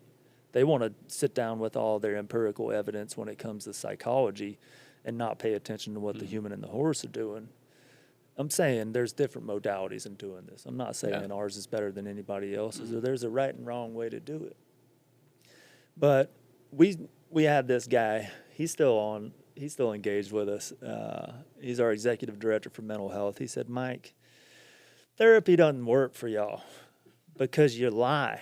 I was like staring at him. I was like, Okay. yeah. So he's like, well, you'll sit down on the couch and you'll blatantly lie to me, and then you'll ask me for solutions. I'm like, yes, I know exactly what you're talking about. I've done that for a long time. And he's like, and then if I bring your wife and sit her on the same couch, you'll stonewall me. Like, you just won't give me anything. And then you'll look at your wife, you'll look at me, you'll look at your wife, you'll observe our conversation, and then you'll figure out where you can fit into our conversation. And most often than not, you leave frustrated. So why don't you stay away from therapy? Because then you're just going to ask guys to be uncomfortable more so than what they already are. And he came up with this theory that men think in triangles. So if two guys go to a restaurant that has a bar, where they sit? The bar, most likely. They have their drink in front of them. They have the TV in front of them. There's the bartender. There's a lot of things that create an opportunity for not as deep of connection, but you can still have meaningful conversation. So you don't have to stare each other in the eye. You don't have to have those opportunities where your buddy's looking into your soul and assessing you. You're just like, hey, we're just talking. It's casual. Yeah. I might let something slip and be like, I kind of overshared, or those things will happen, but they happen more naturally with men when we're in positions where we have something else. So that's what he means by we're thinking in triangles. When guys don't have to really commit to each other or their spouse or one other thing, it allows us to walk through a door a little bit easier. So we stay away from therapy for those reasons, and then the horse just kind of completes the triangle for me, Rich, the dude, and the task at hand. Yeah. That's kind of how it all started, and that's the cliff notes of it. And that's how we ended up where we are. And the natural horsemanship really ties into human behavior a lot more than what we were talking about, the old way of training horses, dominating or making the horse submit to get the thing or to get the try. When we talk about our roles and responsibilities in the military community, that is our responsibility. That is our task at hand. Yeah. Dominate our enemy. Yeah. Overcome whatever obstacles in front of us. Make them submit. Make them throw their hands up. Make them come to us. Take away all their advantages. Take away their power. We tend to operate in that environment or in that headspace, and that's the old way of dealing with horses. And now when we look at natural horsemanship, if you could use the other side of your brain or your parasympathetic nervous system to engage with the world around you, now that just takes us completely out of uniform, takes us completely out of our training. It introduces us how to be a responsible human in this world and be kind to others, meet people where they're at, be vulnerable with ourselves. Have empathy for people. Have empathy for people. And the biggest thing when we talked about Not leadership, tactical empathy, Not but tactical real empathy. right? No courageous restraint awards. Yes. I don't know if you know that's a thing. Like you talked about the stress card. Yeah, Right right. near the end of the war, they started this award called the Courageous Restraint Award. I don't think there's very many given out at our command. It's Shorty's face. Like an actual Did you get one, a Shorty? reward or award? Award, yeah. Award. Uh-huh. Courageous. The CRA. Yeah, sure, yeah. That's the thing. Yeah, Okay. I'm going to have to go look that up. yeah. Jake's probably doing that now. So That's wild. when we were talking about leadership, it was revealed to me what kind of leader I am when I started working with Rich. And he's like, well, obviously he called me out, and I couldn't lie to him. I really didn't know nothing about horses. He's like, you're comical, dude. Like, you're going off a dream. I'll help you, but he's like, I got your back up to a point, all right? Like, if you start going off the res, you're going to go by yourself. I'm not coming after you. But he's like, I got 2 books I want you to read. You can't show up at my property till you read them, and then you have to, heed my guidance. Like, everything we do on the farm needs to be repeatable. And I was like, good, I like that idea. Like, I want everything you do in your program, I want people to look at me and be like, that guy was trained by Rich Garner. And when he trains the horses and he trains people, people can instantly realize it. Like, how did you figure that out? Or who taught you that? Yeah. Not a lot of people know that. What 2 books? Zen Mind, Zen Horse, and Horsemanship Through Feel. Don't ask me the authors. Listen, I can barely remember what I did this morning, 2 weeks ago, a How'd I month get ago. here? Yeah. We went to the Luke Bryan concert Sunday. Yeah. This past Sunday. I'm sitting there working with my brother and sister-in-law on VIP passes. I go to buy my wife a water. Guess what's in my wallet? VIP passes. I have no clue how they got there, how long I've been hanging on to them. Like, we've been bickering with security for about 30 minutes up to this point about VIP passes. And you had them. And I had 'em. So anyway, You're not alone. Was bro. this You are confession not today alone. that are they just finding that out? no, today? no, that's common knowledge. So leadership, working with Rich, he's like, well, let's get your horse IQ up so that when we have participants here, you can help me facilitate all the sessions, and then I don't have to worry about you. If I'm gone, eventually you can start taking lead. I start working with him. He's like, Mike, what do you think you're doing wrong with the horses? I said, I think I'm too chill. So I can get horses in the round corral with me that are all spun up, don't know me. They got me figured out. He doesn't know what he's doing. So they'll try to probe and see what they can get away with. That's just how herd dynamics work. And eventually I found this happy place where I could just get in a round corral with a horse and just chill. And then the horse would kind of fall asleep on its feet. So Rich was like, that's great, but now go ask the horse to do something. Yeah, to do something. Yeah. You got him relaxed now. Yeah. So there's that. My leadership style, even my parenting style, was probably a little too relaxed, where horses and kids and people think they could start to get one over on me. So I'm at 43 years old. Just And then you get discovering- resentful. Yeah. There's a tendency to do that. Yeah. But that's where natural horsemanship, again, I'm gonna need some horse therapy. ask us to look at ourselves first. Like, the horse didn't do anything that I didn't allow, or the horse didn't do anything that I didn't ask it to. Maybe I didn't ask the right way. It all starts with ourselves. Mm-hmm. Again, the horses don't need humans. They come to us most times unwillingly.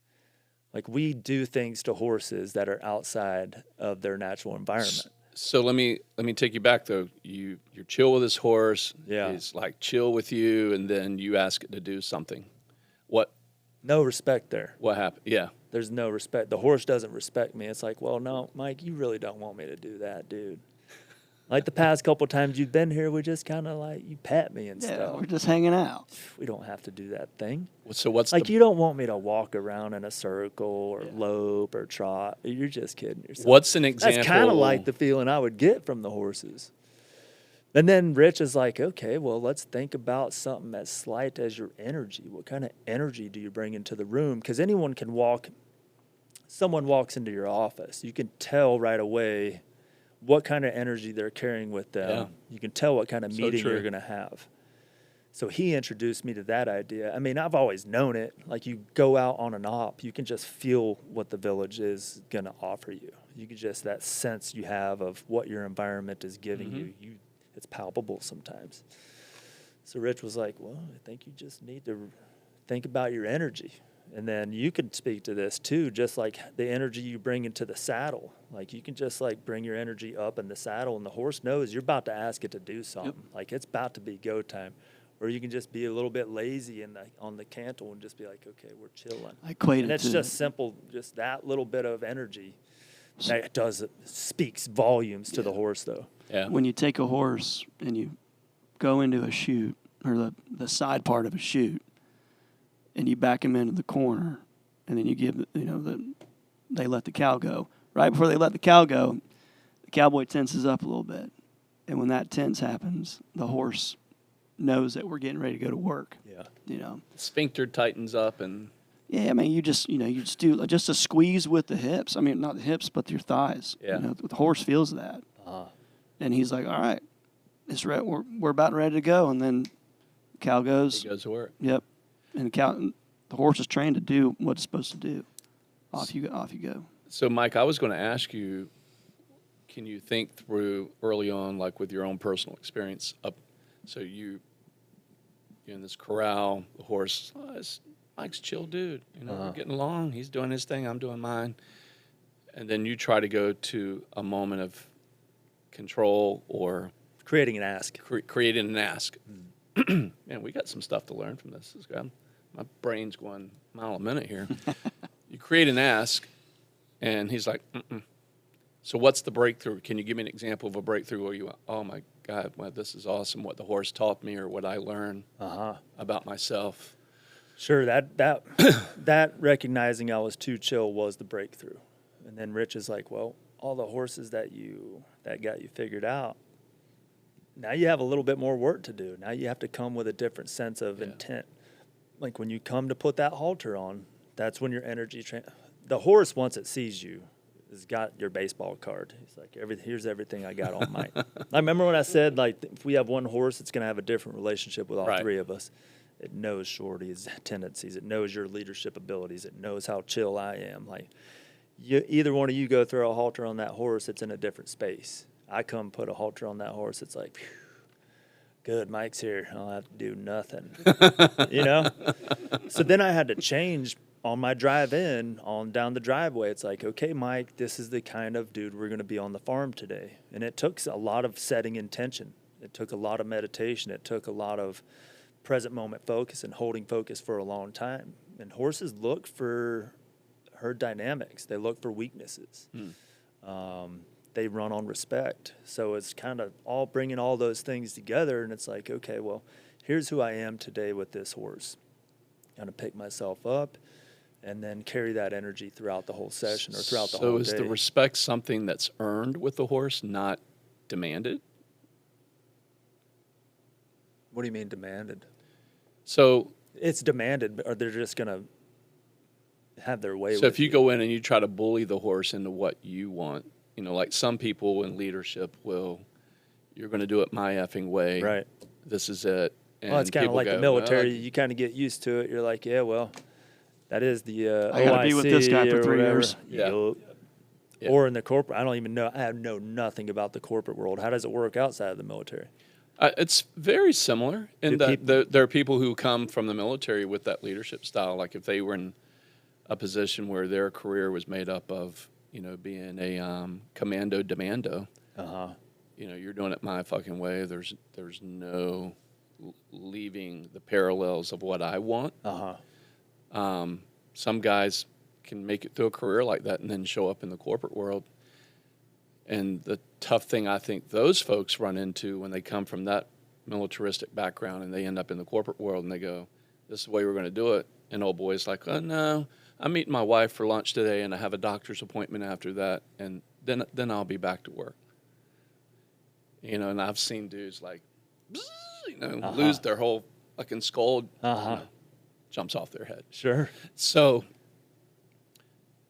that's what I'm thinking about, like with a horse. If you're chill, Mike, and then you show up as machismo, Mike.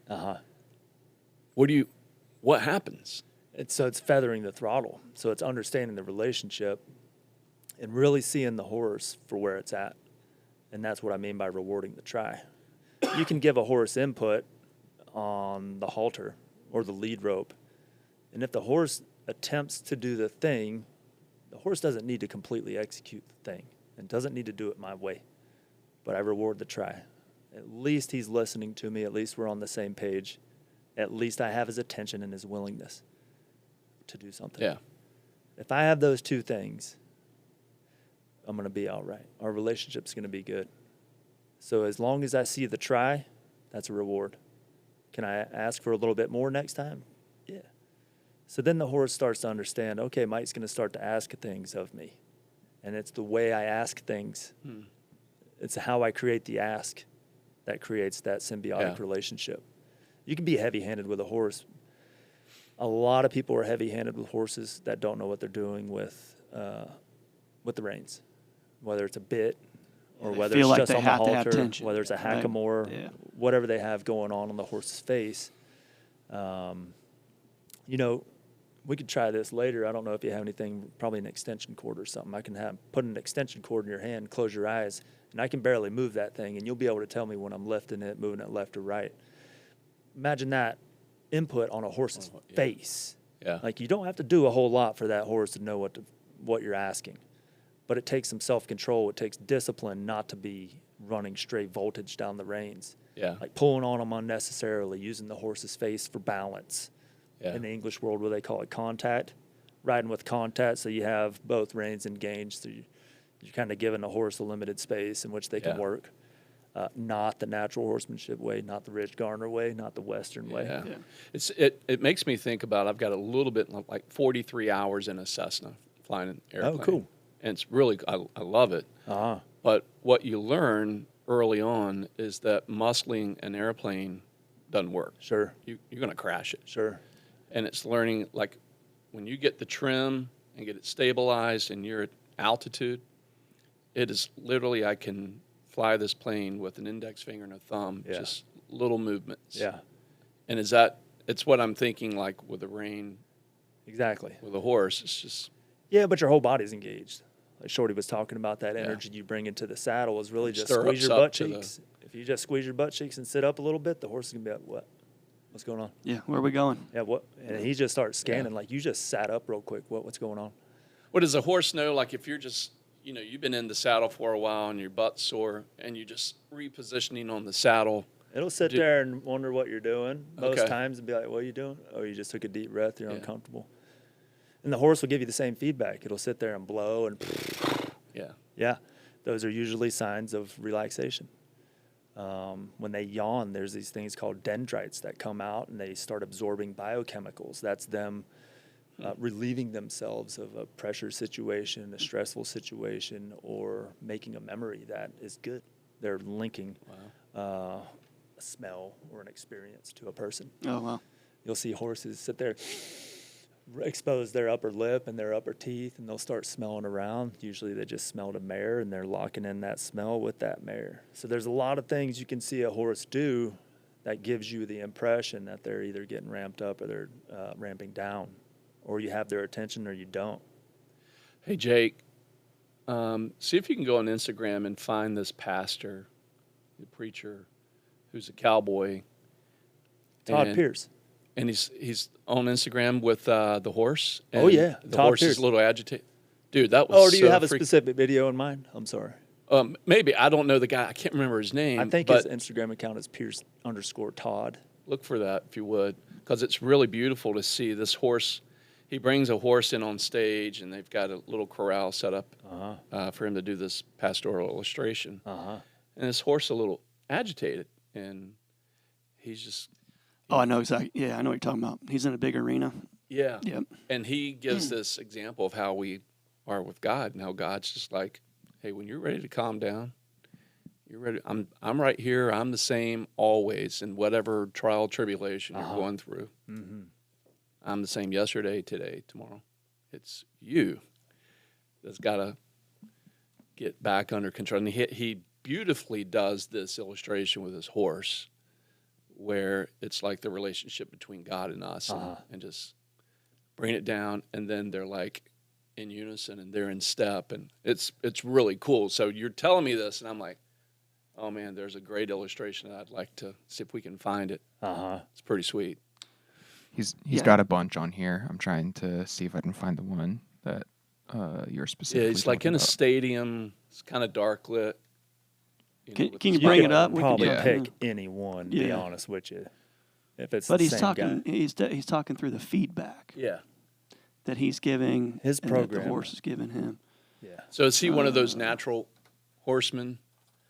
he is. I haven't looked into. He always gives credit to his staff for getting the horses to a specific Maybe place. It's that one Maybe right that's there. it. If you've experienced the goodness Yep, of God, it's the bottom one in the middle.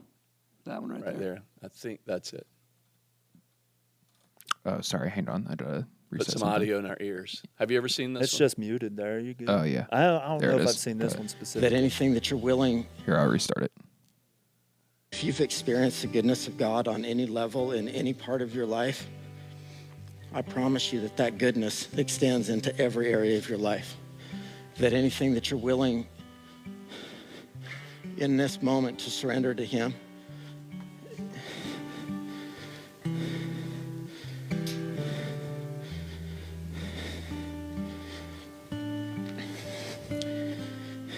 even the word surrender.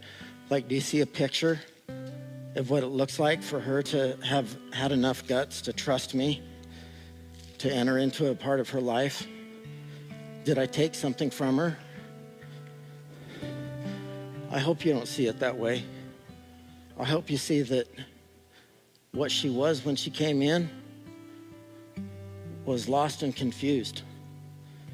And she would spend her life walking around lost and confused. Yeah, we're getting the But she second didn't half just of this. accept a rider. The horse was in She's there got by a herself brand at new first. Paradigm. Everything Confused, that she sees, running she's going to around, see differently anxious. because she's now seeing how I see her. Yeah, She's valuable. Yeah, and he enough just that I went through will an invest entire in her, process with her. that I'll give my time and my attention. Calming. it's beautiful. Yeah, gentling So her is this down. similar to like he's bareback? He doesn't have a bridle or bit in that horse's mouth. I don't Right. No, there was a halter on that know. horse. A halter on the horse. Yeah, Mm-hmm. but No bit. no bit. Right. Do you- That's something similar to what guys experience when they come out for their first visit. Like the first visit, they will be bareback. Wow. Then we had a lady come out, and Rich has had a couple experiences like this, neither of which I was present for, but he's had a couple people at the farm go bareback and just break down in tears. I mean, these are people who have spent their lives in and around a horse discipline. And what they broke down in tears for was like, I forgot. This is what it's all about. Yeah. Like I got so caught up in the business or created a life around this and then just lost touch with who I was. I just kind of charged down this road of success that I was pursuing and lost focus on what was important. And, you know, that's the thing about being with the horse is that, you know, there's something unnatural about it. You know, us surrendering to Christ is another thing. Like it just seems unnatural. You're really giving all power to Christ. Yeah. And you're like, well, I can control that. And it's like, you think you Good luck with can. that one. You know? So there's just so many different things about horsemanship and horses that tie into human beings. You know, it's got you thinking, especially with leadership. When we talk about the corporate world, you can wake some people up with how they handle horses. It really is evident who they are as well. I'm thinking about it selfishly for me. I'm like, I want to come do that. I want to come do this. There's nothing that's selfish about investing in yourself. I hope you know that. Absolutely. Okay. Thank you for saying that. But yeah. You can't, you know. Yeah, calling me out there. So I appreciate that. Yeah, there's nothing that you can do for anyone else in your environment except be a better you. That's all you can Which helps the people around you. Yeah. which allows them to come to you. Yep. Know that you're good. That's a You have great plenty to offer. team concept too, that people could, that's something you can bring when you leave and you're finally done. Like, and that's one of the things I encourage Shorty with is that, man, you bring a mentality, even though I had, I'm in a family business, right? I got three of my 5 kids work in the firm with me. And it's important for them to see leadership in a different fashion, different form in my mind's eye. Sure. A different horse. Right. Yeah. And being able to go, okay, how do I work with other people and how do I communicate with other people? How do I respond to other people? The horse is making me think today. I went through some training years ago with Tony Robbins, it's been a week with 50 dudes in a room with this guy, pretty powerful, whether you love him, hate him, you know, other than God himself and Christ in my life and the impact God has had in my life. Tony Robbins was pretty impactful in having this mental breakthrough, and that the person in you, the giant within you, it's really what you bring out and what you bring to the table, and what you know, the head trash that you have are those things that keep you from your best self. And he had this formula. I've shared it a number of times, and I used it in some coaching I've done with guys. The formula is very simple. E plus R equals O. Do tell. So all of us, like we're experiencing with these horses, we have events in our life. The events that happen are going to happen every day in spite of us. If it's 2 buildings falling in New York because of terrorist activity, can't control it, right? Can't do anything about events that happen in our life. What we try to do, and especially men, and especially alpha males, a lot of times want to control events. They want to control the outcome. Okay. So E plus R equals O. The only thing that you and I can control is the R. The response. Bingo. How we respond to an event gives us our outcome. Every time I gotta manipulate that event. Nope. Yeah. You start figuring, the sooner you figure that out in all cases, the better you're going to be as a human being for yourself and those around you. So that's always stuck with me. And I'm thinking about these horses today. I'm like, I can see. That's a very easy linkage right there, yeah. Yeah. I can come in, I'm going to control this horse. I'm going to make him do what I want him to do. And just from what I'm hearing from this guy that was just on Instagram to what you're sharing today, that ain't happening. So that brings those barriers down, it seems like, and creates breakthrough. Can you give me an example with yourself or with anybody that's been through your program, like one of the top of mind breakthroughs? I messed with your bucket there. So.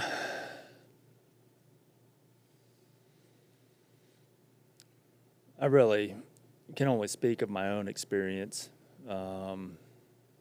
You know, my wife came up to the farm. We had Hugh Vale in town. I think I mentioned him early on. He owns Mustang Medicine with a couple partners out in Utah. Rich and I hosted him out in May out at our farm in Cortland, Virginia. And my wife got in the round corral with Hugh, with the same horse I was talking about that didn't like her feet touched. Well, she didn't like to get caught either. So you'd have to caught? Caught, like you couldn't halter her. You Halter couldn't her. get within Okay. arm's length of her. So you had to do the dance. And she would run around. You'd have to let her run around, get some of that energy out, convince her that you're not there to hurt her, and then kind of put your energy in front of hers so that she looks at you like, what are you doing? And you're like, hey, I'm just here. Yeah. We're here together. It's fine. And then she blows up, and then she runs the other way, and then you just, they call it the dance, and then you eventually work your way into this, hey, you, this is me. And that takes about 30, 35 minutes. And eventually, Hugh and Jen, my wife, work with the horse, and then the end of the session is coming, and Hugh's like, all right, Jen, well, I think you got it from here, and leaves her standing in the middle of the round corral, haltered to Joy. And Jen's like, well, I don't know what to do. He was like, all right, anyway. And comes over to talks to me and Rich. And I'm just watching her, and Joy's kind of being a pain, just like sporadic energy everywhere. Like, don't move that fast. Don't put your hands near my face. What are you doing? Joy's the horse. Joy's the horse. Okay. Yeah, and my wife Jen's feet Jen, don't okay. move. I was like, wow, she's really courageous. Like, she really is panic-stricken when this all started. But now she's rooted her feet in the ground and showing Joy that she's there. It's going to be cool. So we do our debrief, and he was like, what, everybody get out of it? I'm crying. I'm like, well, I'm Joy. Yeah. I'm the lunatic that likes to blow up every now and again and just like Run away. run come back. around. Yeah, you know what I mean? And I have these like times where I don't trust myself to be a good person, so I shut down, or I'm erratic. When I bury stuff down so much, I just explode. And Yeah. I started exposing these things in front of these people, and then I was like, Jen's always there. She's always got her feet planted. She's always like, I got you. And you know what I mean? So That's awesome. That's we really always cool, we man. always try to think about having that open communication too. So when guys come out, it's like, well, you can be as closed off and walled off as Yeah. you want. We're not going to make anyone talk. We're not going to pull anything out of anybody. Again, we're not a therapy organization. One of our guys who came out coined the term healing from within. Like, we're really wanting to just bring the horse into the brotherhood, the brotherhood. The brotherhood. I don't know how dumb that is, but that just came across. So, it's like that. it's just an opportunity, man. Yeah. We just set the stage. We just bring the environment, and however guys want to utilize that space and that time is on them, really. Yeah. I'll be as open and honest and vulnerable with anybody and everybody that comes out as I can be, because the more I can do that, the more I can accept things about myself and learn from them and move on from them. You know, I just started jotting down and being honest with myself about what my childhood traumas are and what that little childhood bastard is doing in my adult life. Right. Just like running around, wiping poop on the walls, being like, I can't trust this, or having an attitude. And it's like, well, why? Why am I like that? Why don't I trust people? Or why is some relationships in my life harder to have than others? Where did that start? Right. And then trying to tell the kid self, like, hey, the adult me is taking over now. Like, you did good, buddy. It's okay. It's okay. Yeah. Like, I got us. We're safe. You know what I mean? And that's kind of like you learn that process with the horse. Interesting. You know, and just like how I said Jen did with Joy. Yeah. She's like, I got you, Joy. This is happening. So I saw my wife do that. I was like, I'm Joy. And then I'm like, then I take it a step further. Like, well, how can I do that to myself? Like, Plant be your honest. own feet. Be honest with myself. I be wanna vulnerable. try to That link you up. vulnerability is the key to the door. Yeah. I'm sitting here thinking today, I'm always trying to bring people together who can be like awesome for each other. And I've got a buddy in the music business who's been very, very, very successful. And he and his wife, more so his wife than him, are massive horse enthusiasts, and his daughter. I mean, like, they do, you know, this riding, what do you call it, the Western and English. Yeah. I forget which they do. He's pissed off at me. Where do they live? Here in Virginia Beach. Probably English. Yeah. There's a small Western society out there. I think it is, as a matter of fact, yeah. They dress in all the little cute, tight outfits and long boots, and the girls now I riding, don't know. not the dudes, the girls riding the English. Well, are now I usually- don't know. I'm Usually digging it's like myself. white pants, a blazer. Yeah, with black like the long boots. Yeah, Yeah, so it's that's almost what I'm like that. talking Yeah, about. yeah, okay. Yeah. Yeah. Little tight guy. But point being, I want to I was kind of curious where we're going there for a minute, but I want to introduce. I'm trying to get out of this quickly as possible. I want to try to introduce you guys, because his military background and his family, and we were just talking about his father-in-law was a fighter pilot in the Navy. Okay. Knew a couple of my buddies. So the community's Hampton Roads, right? It's just full of heroes. Sure. In a lot of ways. But I'm always looking at, you know, what's the need? How can we help? How can we grow it? So what's the need for Hold the Reins? What's the biggest need you guys have? Like every today? nonprofit, it's money, Yeah. sponsorships, partnerships. You know, the more we can, all of the donations that come to us go to the program. We pay one person, and she does all of our social media, because everybody else on our board is holding down a full-time job and helping out the nonprofit. Wow. I don't pay myself. Rich doesn't pay himself. All of our money goes to the program, and we're trying to put in a covered arena. We're trying to put in a few cabins. We hosted a guy from Texas.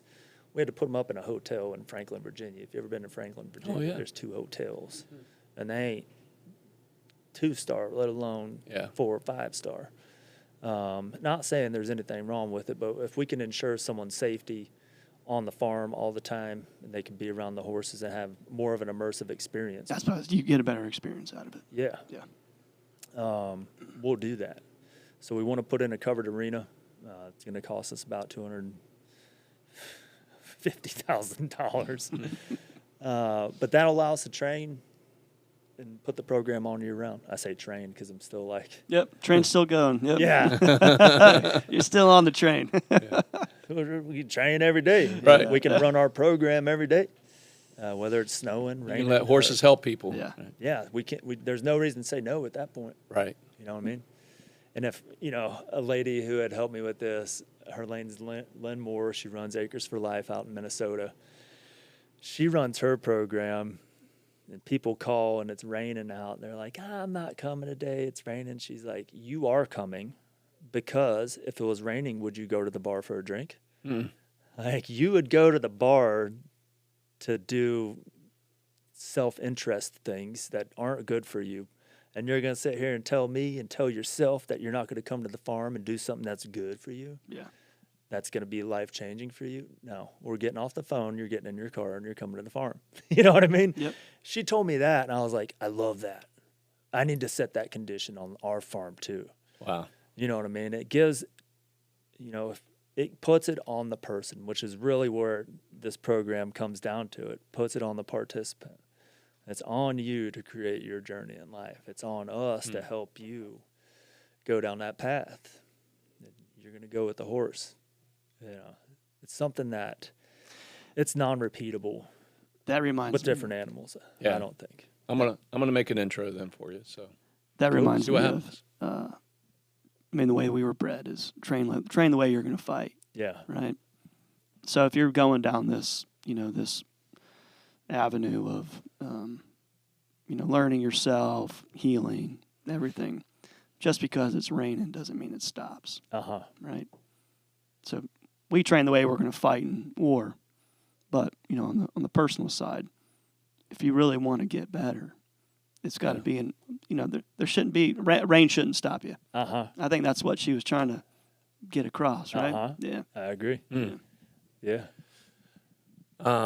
Jake, will you pull up Mike's website here? Throw it up on the TV. So if you want to learn more about the mission of Hold the Reins, go to holdthereins.org. This is your site. Do you have a annual budget, Mike? Do you know what's it cost to kind of keep things running each year at this point? Yeah, without special projects going on, it's upwards of $175,000 a year. Okay. And so having people either with a one-time gift or I'm giving you an opportunity here, man, to we're looking for give us monthly donations. subscriptions. We're looking for someone to come in, and we have plenty of people who give $5, $25, $50 a month. A couple that give $500, $250 a month. What we're really looking for is reoccurring donations and in-kind donations. being a partner with you long term. Long term. We're on a 10-year plan right now. We just started in May, so we're not even completed with year one yet. We raised over $26,000. We've had one company, shout out to Thundercat Technologies. They wrote a check for $5,000, and then an anonymous person matched it. So that's kind of like the big top rope donation we've had so far. We have a verbal commitment from a horse breeder out in Kentucky to donate $50,000 over the next 2 years. Things are moving in the right direction for us. We have people and we have businesses that are starting to believe in our program. So money's always the big need, right? It is. How about personnel? How about experienced people that if there's people out there who are horse lovers and they're around horses and want to help, and is there a way to help that way too? For volunteerism. Not in the program. Like we were talking about earlier, we want to be able to bring some of our participants in. Like you would be a turnkey option. Dudes that come in, know our program, wouldn't take you long, know horses, and now he's there to receive newer participants. Like, okay, here's the Hold the Reins program. We would much rather those ground level facilitators to come from the NSW community or the military community who've been through the program or know their way around horses really well. Yeah. Volunteerism is something that we can definitely use and don't have a strong requirement for it now, but will in the future. Yeah. This is the view from about the fence line where all the horses would be, and that's all the 24 acres out in front. So we're about to start fencing all of that in. That's nice. The look across the way at the front of Rich's property. This is Hold the Reins, looking out towards the main road, and there's a sunset like that. Almost every night. Sometimes it's over there, sometimes it's over here, depending on the time of year. Yeah. But you always get it. Always deer, turkeys, rabbits. I mean, it's Cortland, Virginia. Cortland. It's so about an other hour side and 10 of minute. Hour and 10, hour and 15 minute drive, and everybody who's been out is like, man, this drive is beautiful. And it's just enough of a drive for everybody to like completely detach. If you can guarantee me normal that I life, can yeah. get out there without a speeding ticket Yeah, you're good. on 58. Yeah, good luck, buddy. No, get off at the Petersburg exit. Oh, 460. Take the 460, you'll be good. All right. You got some. You My got guarantee. Okay. No, don't go. I wouldn't guarantee that. I'll have to be with him, huh? Yeah, you don't know the way he drives. I was going to say, I might need to be driving him.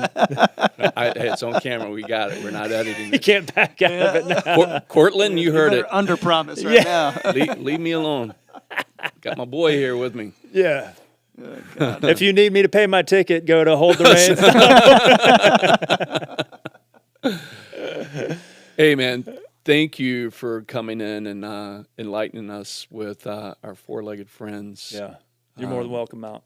I'd love to come out. I'd love to do it. Yeah, both of y'all come out at the same time. Yeah, we did. I mean, I want to do, let's talk off camera. I'd like to do a leadership thing out there, too. that'll be really Be good. happy to pay for it. That'd be really good. So just got to figure out how much I can take out of Shorty's till. Yeah. Whammy. Yeah. Yeah. Shorty's is. for a good cause. Yeah. Good And we're- donation. And we're working on your leadership, but That's you're paying right. for it. Yeah, That's but I'm paying for it, yeah. Mike, thank you so much. If you want to reach out to Mike, I guess they could email you at Hold the Reins. Right? Is there a way to email it's you? M Hall, as in Michael Hall, mhall@holdthereins.org. The contact us page right there at the bottom. It has a participant application form for anyone who's part of the NSW community that wants to find us. There's an email, contact us at holdthereins.org, and we have Instagram, Facebook. I'm on LinkedIn.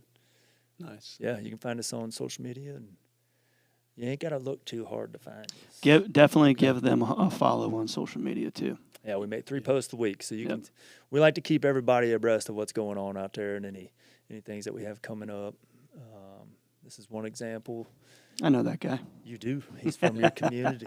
He's also a competitive weightlifter. Yep. Yeah, he looks like he could pick some heavy stuff up and set it down. He's a beast. Yeah, his horsemanship his skills have come along really well. Yeah. And They're the probably things that- scared of him. They're like, this big beast coming in here flexing on us. Yeah. But Well, he's like, this son bitch is going to get on my back. You can see that's one of Sergio's daughters. I believe her name is Bella. So the spouses are welcome out. The kids are welcome out. We have a small pony whose name is Shaps. Can you start me out on the pony? Yeah, absolutely. I don't know if that pony can hold you. Yeah, there it is. Thank you, Jake. Yeah. Yeah, we make 3 posts a week, keep everybody abreast of what we have going on and projects that we have coming up. Now, what's the what we do? You got a nice little carbine there. And Yeah, that's just a stock photo, actually. I wish I could say that was one of us, but it ain't. You want to talk about You don't wear that Punisher. the military coming out? That's more of a West Coast thing, Yeah. ain't it? yeah, Yeah. that's Kevin Lace. Yeah. Sure. Yeah. But I Thanks. appreciate the All opportunity. right. Thanks, Yeah. brother. Thank you. Yeah, man. I'm glad we had you out. Thank you, sir. Enjoyed it. Blackbox.